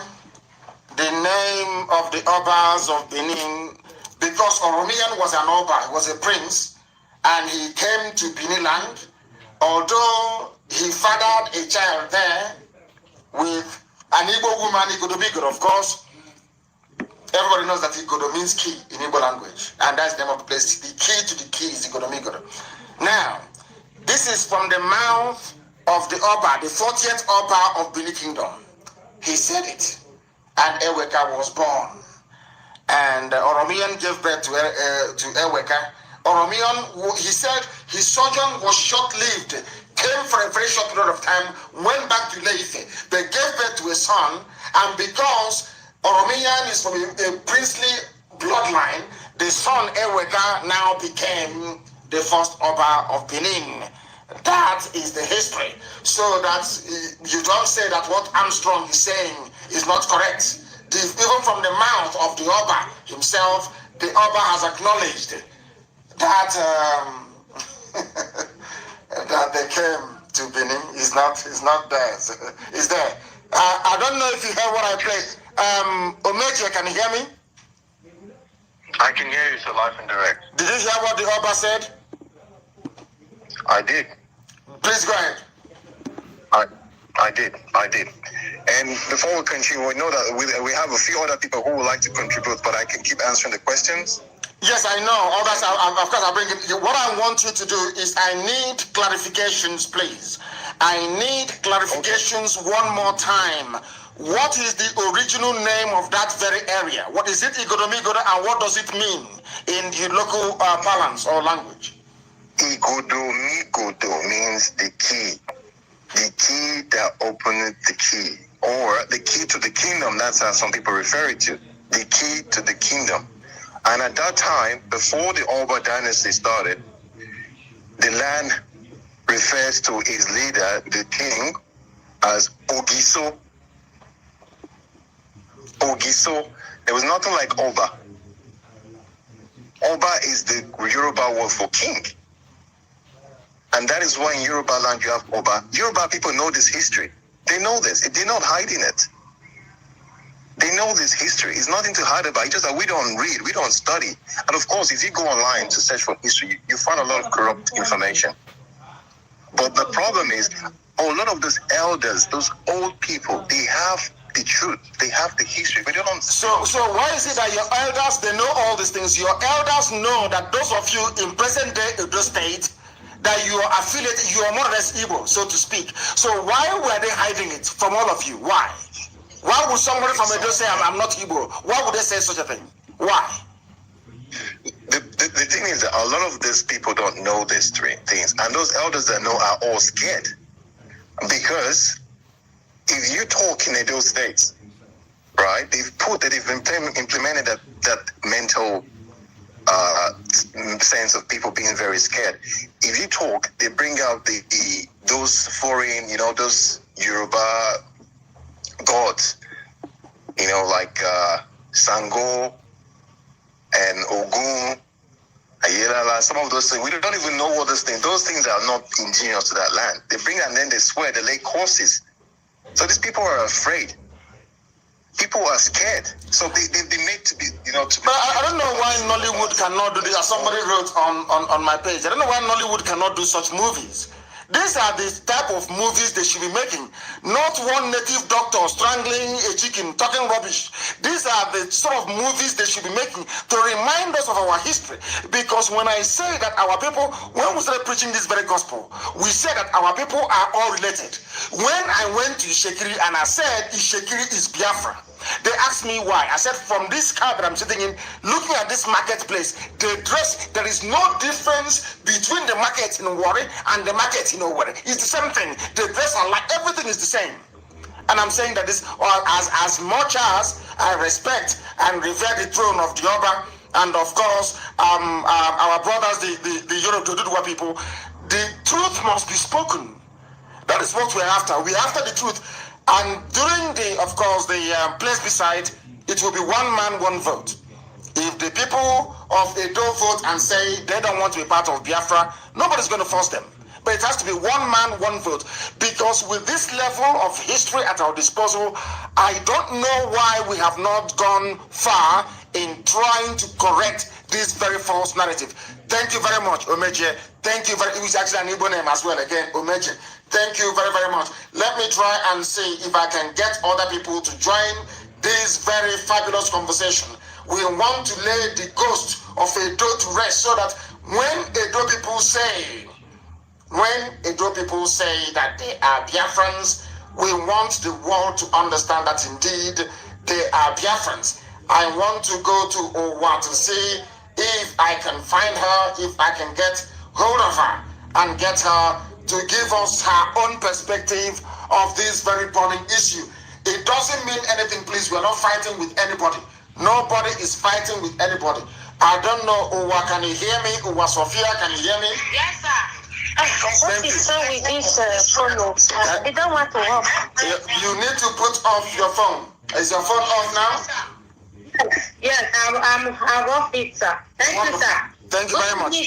Thank you, Owa. Thank you very, very much. Thank you. Good evening, lovers of breed all over the world. Good evening. My name is Uwa Sophia Obaze. I am from Migodo, the present day Edo State. I came from Sapmoba Road. My father is well known in Sapmoba Road. My father's name is Ezoba, Mr. Ezoba. You know, the truth is very bitter, and our Igodo people that they call Benin, they know the truth. They knew the truth, but they are afraid because of why? Because a lot of their parents, they belong to secret court from Ile-Ife, from Yoruba land. That is why I'm angry with Yoruba, not that they did anything to me. That is the truth. So, sir, you asked Mr. Omege one question that he didn't answer very well, but I want to answer that question now. Why did they take, are you hearing me, sir? The world, not just me, the whole world is listening. The whole world. Okay, why they took Oba head after death to Ile-Ife? There is a pronoun in our language that they said, that is to show that a lion head did not lost in the bush. That is the meaning. A lion head, the head of a lion does not lost in the bush. That is the meaning. There is a proverb that Oba of Benin, the indigenous people is the slave to Oba. I have the cassette, I have the audio record that they are using to threaten one person now. I have it. They are saying that we are the slave to the Oba of Benin. We and our unborn children plus us, our parents were slaves, but they said we and the unborn children, God forbid, that we are still slaves to the Oba. You know, that is to show that if this Oba of Benin die, if his son come in, so my own children, God forbid, will still be slaves to the son. You understand? They have been doing these things years to years. They have been doing it to us. And number two question you asked Omege that he did not answer, sir. You asked him about the 4 market days. We have in Igodo, the present day, those days, the Benin, they have the same 4 market days. Are you serious? So are you saying that in Benin? Hold on. Are you saying that in Benin? Also, not just and you have 4 market days in Benin? Yes, my mother was a village market. Mama Mike, go and ask in Sapmoba Road. Mama Mike, he go to village market days. 4 days. 1 day is for rest. One is Eke. One is different village market. My mother was a trader. He used to trade to a village market before he died. We have the same thing in Benin City. Benin, not Esalan, in Benin City. Wow. You understand, sir? In Benin City itself. Yes. We try to rapper. What they are trying to do to us is because Oba Benin see that they did not hard fast. You know why they kill Ali, Professor Ali? Ambrose Ali? Challenged them that, you mean Ambrose Ali? Yeah, Ambrose Ali. Yes. They kill him because he challenged them to let them to teach us the history. And the Oba of Benin, not this one, the father, they said no. They put Ali in prison, and Ali get blunt, and after that, he died. Ask them now, they know everything. Why are they bribing Murphy if we are lying? They are bribing Murphy now. Ask all over the world, Murphy is not doing live video anymore. You understand? We are saying the truth here. Me, I'm not afraid to die. I will die one day anyway. So the Benin, they know the truth. Even the Oba of Benin itself, they know the truth. They just want to keep on enslaving us. That is it, sir. So when you say that Edo is Biafra, you know what you're talking about. Yes, the capital, the habit of the nation. Even the Yoruba people, they know it. Lagos belonged to us before, because when I was a little girl, they used to say Eko. Lagos is Igodo people. The owner of Lagos belongs to Igodo people. You know, when I was a small girl, my father was an army. He served in Ibadan. He was a captain before he retired. He used to tell me, Eko, Eko, Eko. That means Eko is our language. Igodomigodo was Eko. The present day, the way they oppress us now, that was how they collect Eko from our forefather hand. Now it now belongs to the Yorubas. You understand? In Edo State today, before you get a job, you go to Oba Palace and bring a letter. So that with that letter, they will now employ you for a job. And the most of the job in Edo State is not our own job, it's for the Yoruba. The Oba of Benin, the mother is from Igodomigodo, when the father is from Ile-Ife. Everybody know that. Wow. Sir. Thank you very much. Thank you. Well, thank you very much for such beautiful enlightenment. I have somebody who has been, I don't know if this person, somebody has been trying very, very desperately to get us on the line. I'm going to call them actually and find out exactly what they have to contribute to this report. Can you hear me? The caller on the phone, can you hear me? Please turn your system down. Turn it down. Turn your system down. I only want to hear your voice. Turn your system down. Have you turned it down? Thank you very much. Give us your name and where you're calling. God bless you for the work you are doing. Thank you. My name is Mazi Nnamdi. I am from Umaka, Njaba local government, Imo State, Biafran land. Yes. But I'm living in South Africa. Yes. I have been following you and you have did a great job in my way. And to do the great job I received from you, some people are reasoning to know what Biafra is passing through and what you are trying to achieve. I am advising our brothers and sisters over there. This work is not left for you alone. Everybody has something to do. By so doing, the journey will be easy for everybody. Among us, some people want to disappear under the cloud of glory, in the sense that they have been doing the work they have done. It's time for people to recognize them. Like some somewhere we have among ourselves who claim they have done this or done that. But we can't see where they start and where they stop. Nothing. Yapping and talking rubbish is not work. You have proved it beyond. You have proved it to everybody. And some people now are ready to put them in a place where they belong. Enough is enough. We have suffered a lot. And nobody is ready to continue suffering and enter in another generation of our kids. We are no more ready for that. If it's time for elimination, we can start from elimination. People have suffered. Our brothers and sisters in jail in so many countries trying to survive. Where they are home, where our home is full of milk and honey. And some people put pipe personally enriching their families and saying that one Nigeria. We are not ready. Mazi, I'm praying that God will keep you to celebrate the restoration of Biafra. Thank you very much. Thank you very, very much, my dear brother. I didn't mean to take calls this evening, but I would like to, you know me, I like to balance everything. If there is any form of response from anybody who is pro, I want to say, because we heard from the Oba himself. Oba opened his mouth and said that they came from Ile-Ife. That's what the Oba said, not me. So I don't know what other rebuttal there is. Please, your name and where you're calling from. This is Chidi. What's the meaning of this is Chidi? Is Chidi your name? Who gave birth to you?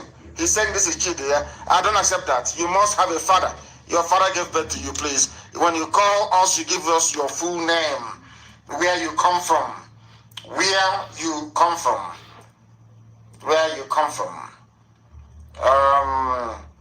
They said some people from Otuoke, which is Goodluck Jonathan's village, attacked our people today during a youth meeting, I understand, and arrested the coordinator and handed him over to the army. So in Ogboya LGA of Bayelsa State, we must know that the Janjaweed fathered a lot of people, and this nonsense are bound to happen now and again. but we shall try as much as we can to get to the bottom of it, and it will be resolved to be dealt with and resolved amicably. I have somebody who happens to be on the line. Please give us your name and where you're calling from. Turn your system down, please. Your name and where you're calling from. Yes, my name is Osaye. Then I'm calling from Cyprus. From Cyprus, thank you very much. From your name, do you come from Edo? Yes, I come from Edo State, Uromi. Uromi, thank you very much. Are you part of the school of thought that says that you're Biafra or you're Yoruba? Which one are you?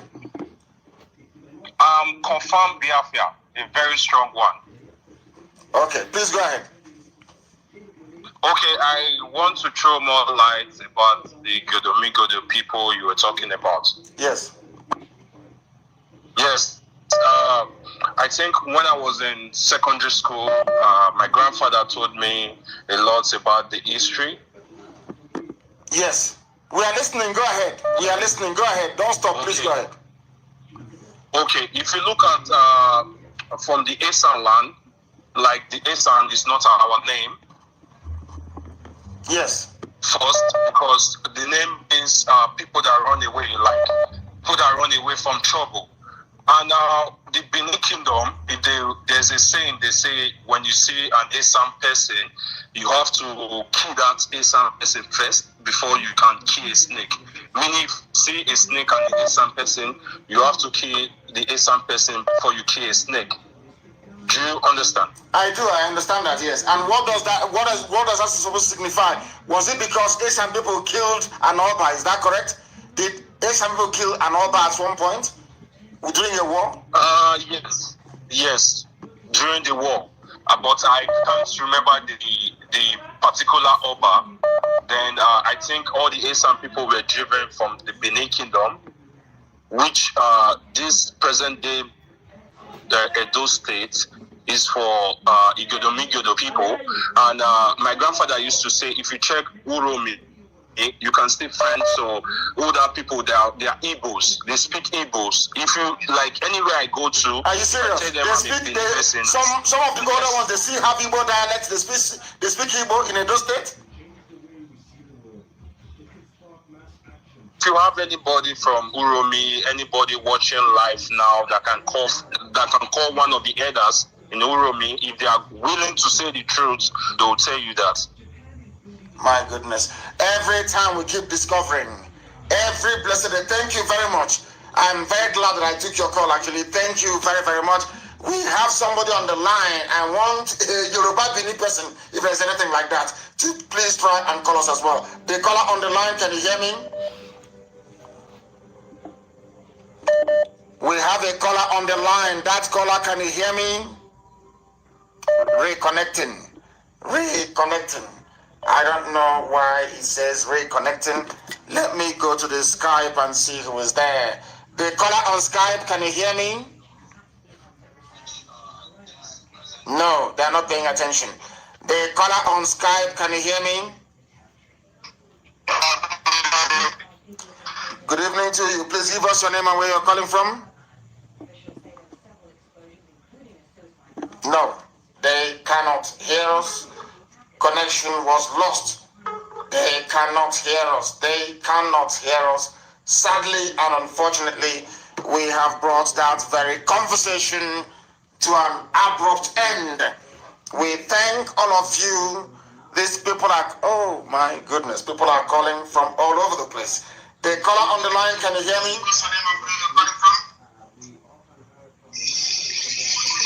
They are there. They're not doing anything. They are not saying anything. I want somebody who will call from the Yoruba side of Benin, because they've been there now since 11th century, so it's been a very long time, and they're entitled to the land as well. The caller on the line, can you hear me? Hello. Yes, please. Your name and where you're calling from? Okay, my name is Olada Poshitu. Yes, Olada Poshitu, please go ahead. We are listening. Thank you very much. Go ahead, we are listening. Okay. Yeah, due to my personal research, actually. Yes. I feel the Yoruba people are originally from Ikodomi Igodo.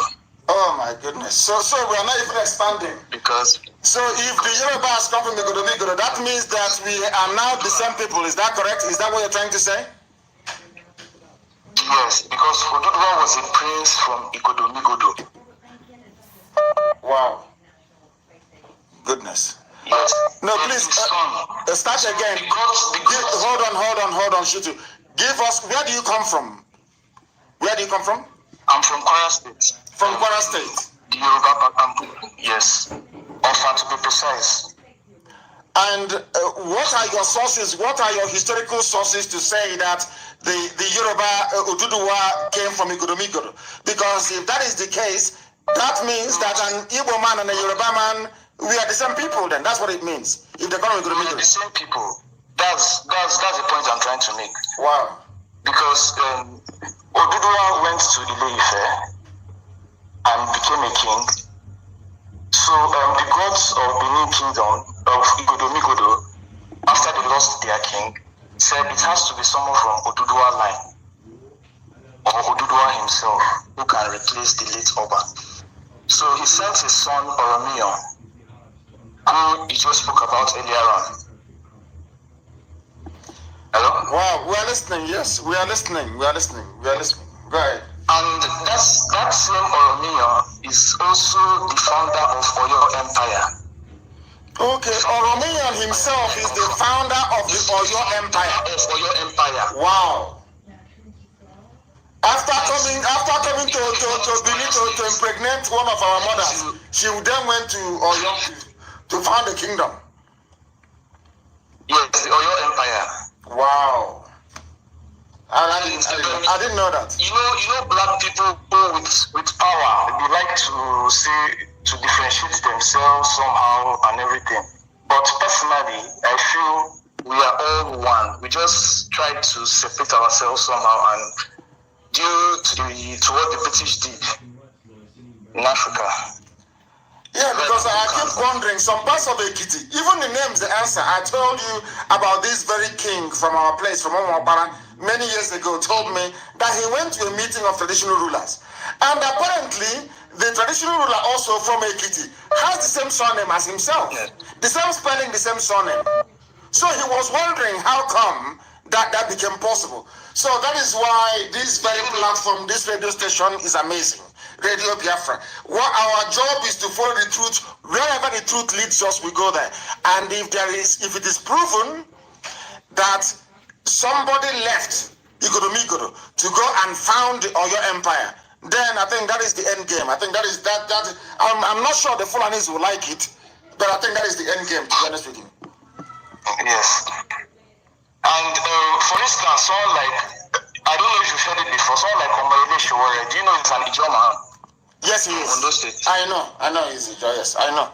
Sowore is actually a Biafran, to be honest with you, because he's part of Ijo, is in Ondo State, and he's a Biafran. So in Ondo State.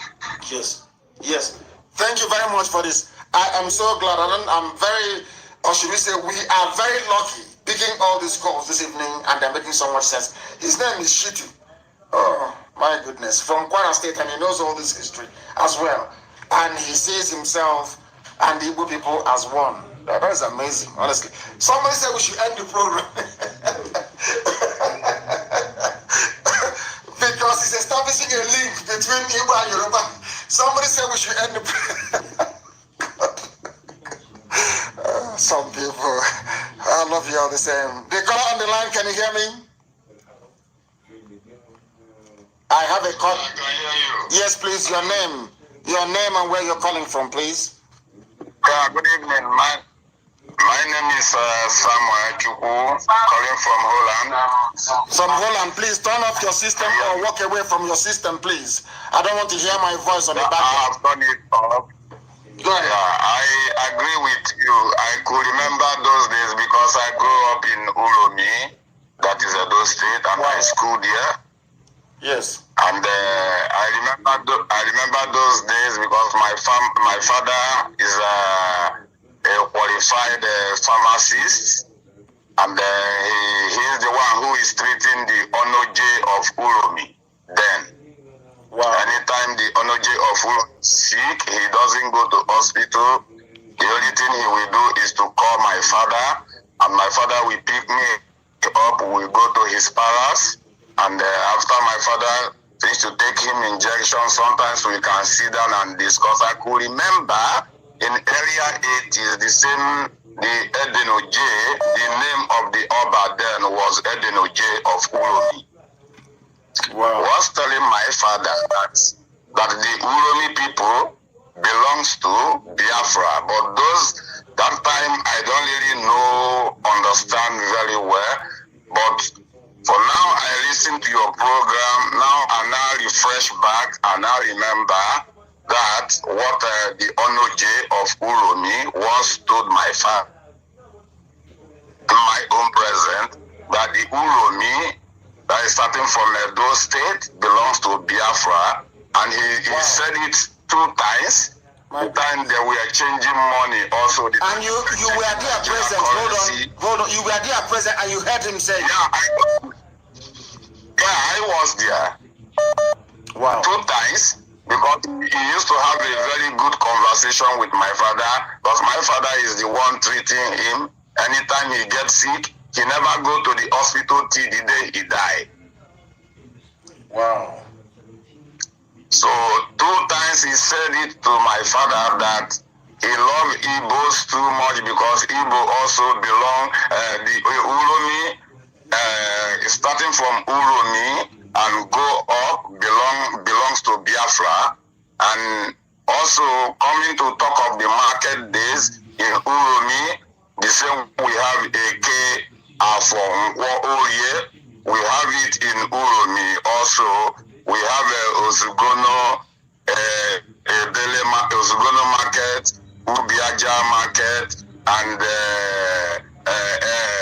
Ekboma, and then the 4th day will be Ekyo Day, that is Nkwo Market Day. Wow. I think we are going to do a DNA test. We are going to do a DNA test with Oduduwa people, with Yoruba people. We are going to do a DNA test. I'm telling you the truth. What I'm hearing this evening is astonishing. So how come all of you kept quiet all these years? They've been dividing us, and all of you kept quiet. Nobody said anything until now. Why? Yeah, because nobody have opened our eyes. Not until you come out to open our eyes. The more we listen to you, the more our eyes open. Like this, I just open up now, was how many years ago, which that I have already forgotten. But today's topic make me to flash back and remember that was in early 70s, 80s, the Edoneje of Ulomi. I was sitting right beside my father when they were discussing, and he raised it. And second time he raised it again was early maybe 80s, the time they tried to change new money. Wow. Thank you very much, my dear brother. Thank you very much. I can't believe what this is astonishing. Tonight's program. I don't know what we delved into. The caller on the line, can you hear me? Can you hear me? Can you hear me? They're not listening. They are not paying attention. The caller on the line, can you hear me? No. Good evening to you. Please give us your name and where you're calling from. Okay, my name is Mazi Nnamdi. I'm coming from Benin Republic. The Republic, yes. Did you live in Igoromigodo before? Have you lived there in Benin before? No, Mazi, no. Okay, then I'm taking calls from those who have lived in Benin City, Igoromigodo itself, to give us a new perspective on this discussion this evening. The caller on the line, can you hear me? I thank and I greet you so much. Can you hear me? I can hear you loud and clear. Please go ahead. Hear me? My name is Obede Sonny Ebehoy. Yes. Sonny, go ahead. Can you hear me? Loud and clear. Go ahead. Yeah. My name is Obede. I'm calling from Edo State. Yes. Thank you. Go ahead. I'm calling from Ugo. I just want to add a little more to what our sister has said, Sister Uwa. Yes. Can you hear me? I can hear you. Where are you from, actually? What is the name of your village? Your village? Ugoni Okoreo. Wow. Go ahead. My name is Obedi Ugoni Okoreo. Thank you. Go ahead. Okay. But what is talking in detail is not. Okay, let me go ahead. I just want to add a little bit to what our sister has said, Sister Uwa. Yes. In the real sense, the whole of Benin, Edo, Igodomikodo as a whole, we are Biafrans. Wow. Why do I say that? Is that we are Biafrans? Is that both the names and everything all are almost the same, a little slight different. And before that, around 14th century, it was a very great exodus that took place. Yes. Before the coming of according to our Oba, the king, before the coming of Oba, we were living like one family before the coming of Oba. I know definitely that irrespective of what the truth may be, but if we really want freedom, we must stand on the truth. Yes, that's true. Truth, yes. The fact is that that eviction was not accidentally; it was orchestrated and well planned. Yes. You understand? Because the same tactics the Fulani are using today, that was the same tactics the monarchies of them they used to invade our land. Once they have succeeded in getting into our land, they started impregnating our women. During that process, those children grew up. Then I told those children, according to my history book, if you just spare me some few minutes, I will still name the names of the kings before the coming of Oduduwa lineage. You will see those names are related to all the ethnicity in all our region east. Wow. So what I'm trying to say, the same tactics the Fulani are using today after impregnating our women, when those children grow up, they now took those children away. They now told those children the reason why they were born. Wow. So they now use those children to take an oath that this is their mission, this is their battle. That was how they conquer Igodo. Then they now change the name to be Benin. As the same time, all market days, every village has their own day of market, just as the same. There is nothing different, even up to the name. If you can spare me some few minutes, and you will see the names of those kings. Many of those names, the Igbo, the Edo, the Jaw, the Calabar, all those names of those former kings before the coming of Oromia or the lineage of Oduduwa until that Igodo. Now, there is something I want to say this evening which may confuse a few people. But I now know the reason why Biafra did not come in 1970, between 67 and 70. I think that Biafra will not be complete without Igodo. I'm being honest with you. Biafra is incomplete without Igodo. There is something about that place. Even the name it bears is very deep and mysterious. A key within a key. Igodo, the key that opens the key. There must be something there about that place. There must be something about that place which we still don't know about. Can you hear me? Yes, I can hear you. Go ahead. Yes, I can hear you. I have mentioned my name under the banner of Uwa. Take notes now. There will be some code I will send to you that will lead us through this struggle of Biafra, which nobody has ever code. But I will send it to you. That one will be some part of our guardians during this struggle. Okay. It's a secret code. Please, you pass it through or one when we send it to me. I believe you never told me anything about secret code before I said this. Maybe there is something about that particular that Ikodomikoto. That is the reason why, because I don't think that God will want to liberate his children and leave other half somewhere. I think he wants to gather all of us together at the same time and we live at the same time. That's what I believe. Yes. Honestly speaking. Yes. That's what I believe. We must keep telling our blood brother over there that whom they are, because they have been carried away with fear, in the sense that those that did this thing, they know one day that the truth will be revealed. So because of that, they put fear onto their mind, in the sense that they are a God, that you don't talk to God, because they know without boldness you cannot free yourself. That was their agenda. They concentrated those fear ever since those years. Wow, thank you very, very much. I am delighted and I am waiting for the code. Thank you very, very much. Somebody is saying here, as a Yoruba man, due to my own research, Oduduwa was originally a prince from Igodomigodo, present-day kingdom, present-day Benin kingdom. He was banished and went to be a king in Ile-Ife. When the late Ogiso died, the gods of Igodomigodo said the new Ogiso must be Oduduwa or his bloodline. Oduduwa declined and sent his son Oromiyan to be king. So Oromiyan had a child called Eweka, which of course is an Igbo name, changed the title from Ogiso to Obaship and renamed Igodomigodo to Ile Ibinu, meaning land of vexation. Oromiyan later installed his son as Oba and led Benin Kingdom to go and discover the Oyo Empire. Hey, there's problem here. Okay, we shall see. There's going to be some sort of DNA, I'm going to tell you the truth. DNA between us and our Yoruba brothers. We're going to have a DNA, because what I'm seeing here, people are stating facts.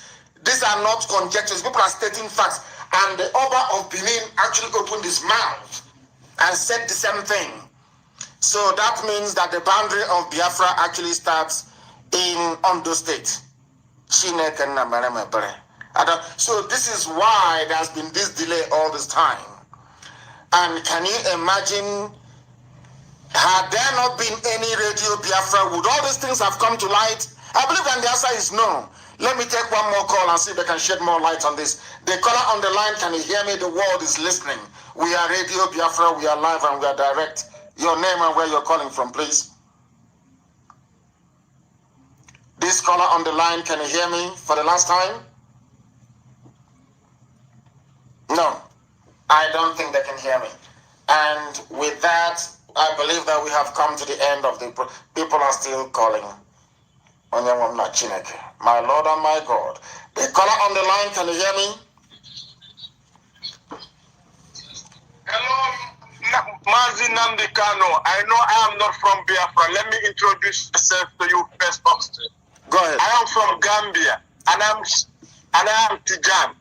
But honestly, I want to thank you for being the enlightenment, for being the sea of wisdom to humanity. You are not only serving the Biafrans, I can tell you, you are serving the whole of Africa with knowledge. And I only want to tell you one thing, because I'm not going to talk much, because I'm not from Biafra, but I want to tell you that you keep the spirit up. You are a great man. I love your presentation. Thank you very much. Thank you. From Gambia. You said from Gambia? I love your presentation. I am living in... I am from Gambia, but right now I'm living in Holland, Amsterdam. In Amsterdam? From Gambia. Thank you very much. I'm living in Amsterdam, but I listen to your programs through my friend. Wonderful. I am from Gambia. Thank you very much. But I'm telling you just to keep one thing up. Just keep enlightening the young youths, because I'm just 19 years old, and I want to tell each and every Biafran to stand up with you, because you are a legend. Every legend Africa has been taken down, or has been taken down by this disgruntled politicians we have. But I want each and Biafrans, those who are abroad, those who are in the country, because I have a Biafran friend who told me that, do you know what he tells me? No. Let me tell you this. He told me that my younger one, If you go to anywhere and you don't find an Igbo man there, run away from there. Yes. And I know that Igbo people are dispersed in all over the world. And I also know about one thing about Igbo people. They are very intelligent. Of course, you guys have the wisdom, you have the courage, you have everything it takes to build up your own desired country. I swear to you, Nnamdi Kanu, I will come to Biafra with my brother who is always listening to you. And if I come to Biafra, I'm gonna be happy, even though I'm not from there. Biafra, let's keep this spirit up. I love you, Mazi Nnamdi Kanu. Thank you very much. I love you too, my dear brother. Thank you very, very much. He is from Gambia, but living in Holland. We don't hate anybody. I'm being honest with you. I want Africa to be free, and I'm sure that is the wish of every Biafran right across this very planet.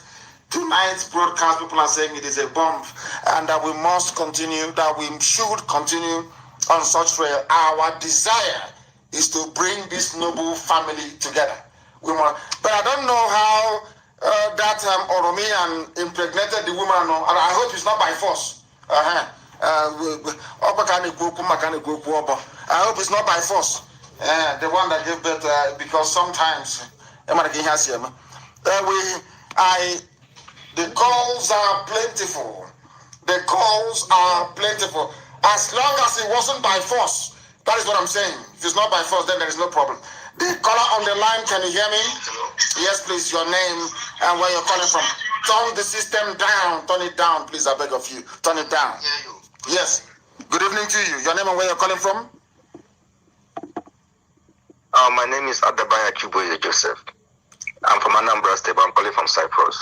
Give us your name again, please. This is Adebayo. My name is Adabanya. Adabanya, okay, please. I ask him, Adebayo. Hey, please go ahead. Adabaya Chuboye. Thank you. Honestly, I'm Anambra, but I'm not from Edo and the rest. But I just want to contribute particularly about the Igala Kingdom, because it seems almost the same with the Edo people. I lived in Kogi State, Eda precisely, for about many years, so I can tell more about it.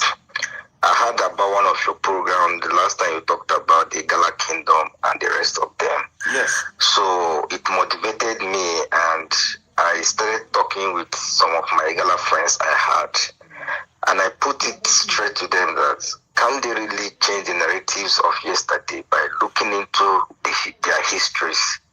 And honestly, these are diehard one Nigerians. These are diehard restructurers. And when I engaged them, they really went back and made research.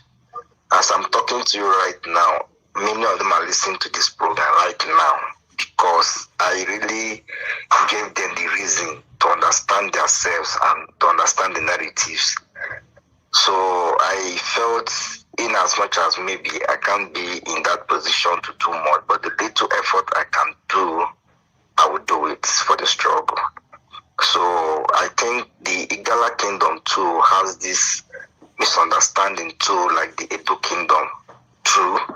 But a lot of them, as I'm talking to you now, they're beginning to understand that there is a problem somewhere, and they're making changes. Which is very good too. Wonderful, wonderful news. I am very, very. In fact, it's a very funny thing. Before I came on air, I stumbled upon, when I was researching this man, this very brilliant mathematician, Daniel Oyibo. He is one of the most intelligent men to ever be on the face of this planet. Do you know how intelligent he is? People don't know. The man is over-intelligent, over brilliant, a mathematician. But we don't know him, we don't celebrate him, because our people are blind. And I was reading about Igala. Do you know the funniest thing? Do you know that in Igala, they wrote it down, Igala history, that area that founded Aguleri and Umweri came from Igala land. Are you aware of that? It's there, it's in their own history. Yes. So Igala is claiming Umweri and Aguleri. So that is how close we are. And as soon as we understand and unravel, I remember when I was arrested, they said, oh, why did you include Kogi? You include Benue, you include Kogi. And I gave them the history of how a Janjaweed army came from the north, came into Benue, and was destroyed by an act of God. And at that very place where that army died from the north marked the boundary between us and them. And they accepted it. And I know that Igala till tomorrow morning, I know Idoma, I know Igete, I will stake my life on it.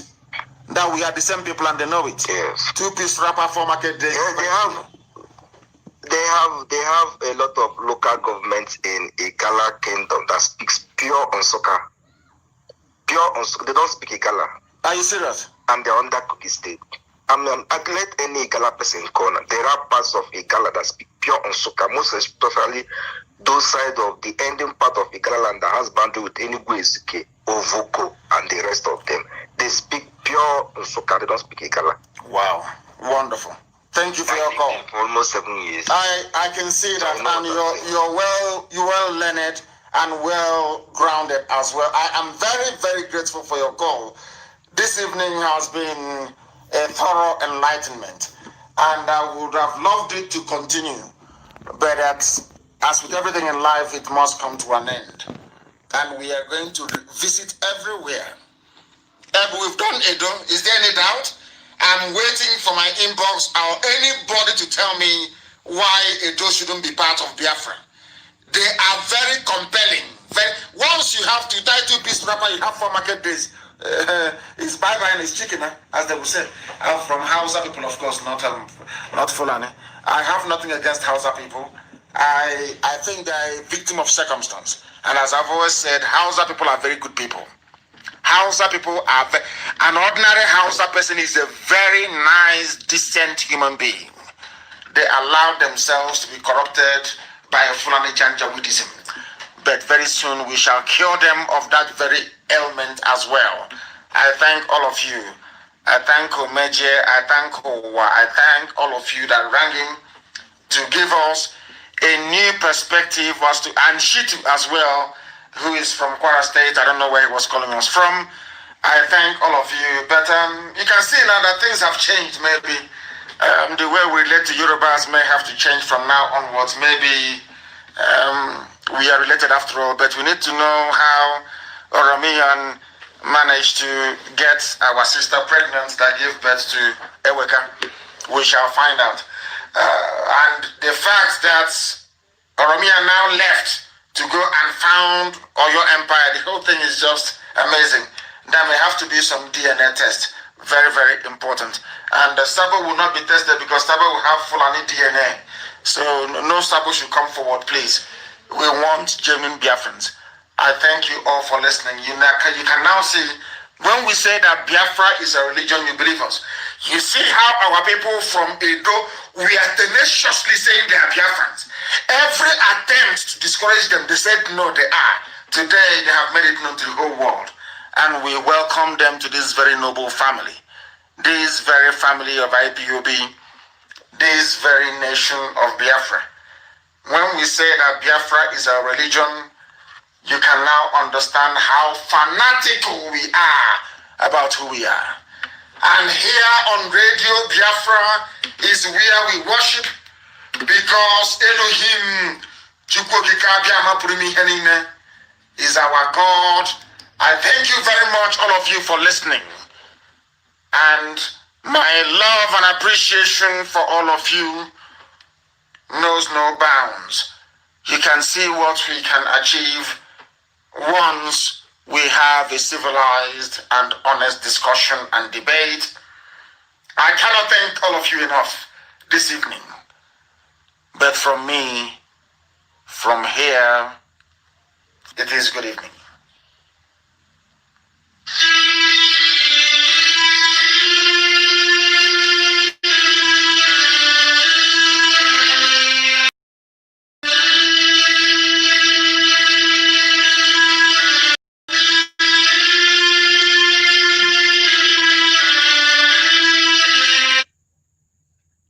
Thank you very much for joining our broadcast today. And please don't forget to join us next on Wednesday by 7 p.m. when we'll be broadcasting again. Thank you very much. And please, if this is your first time of visiting my channel, don't forget to click on the subscribe button. Thank you very much and God bless you.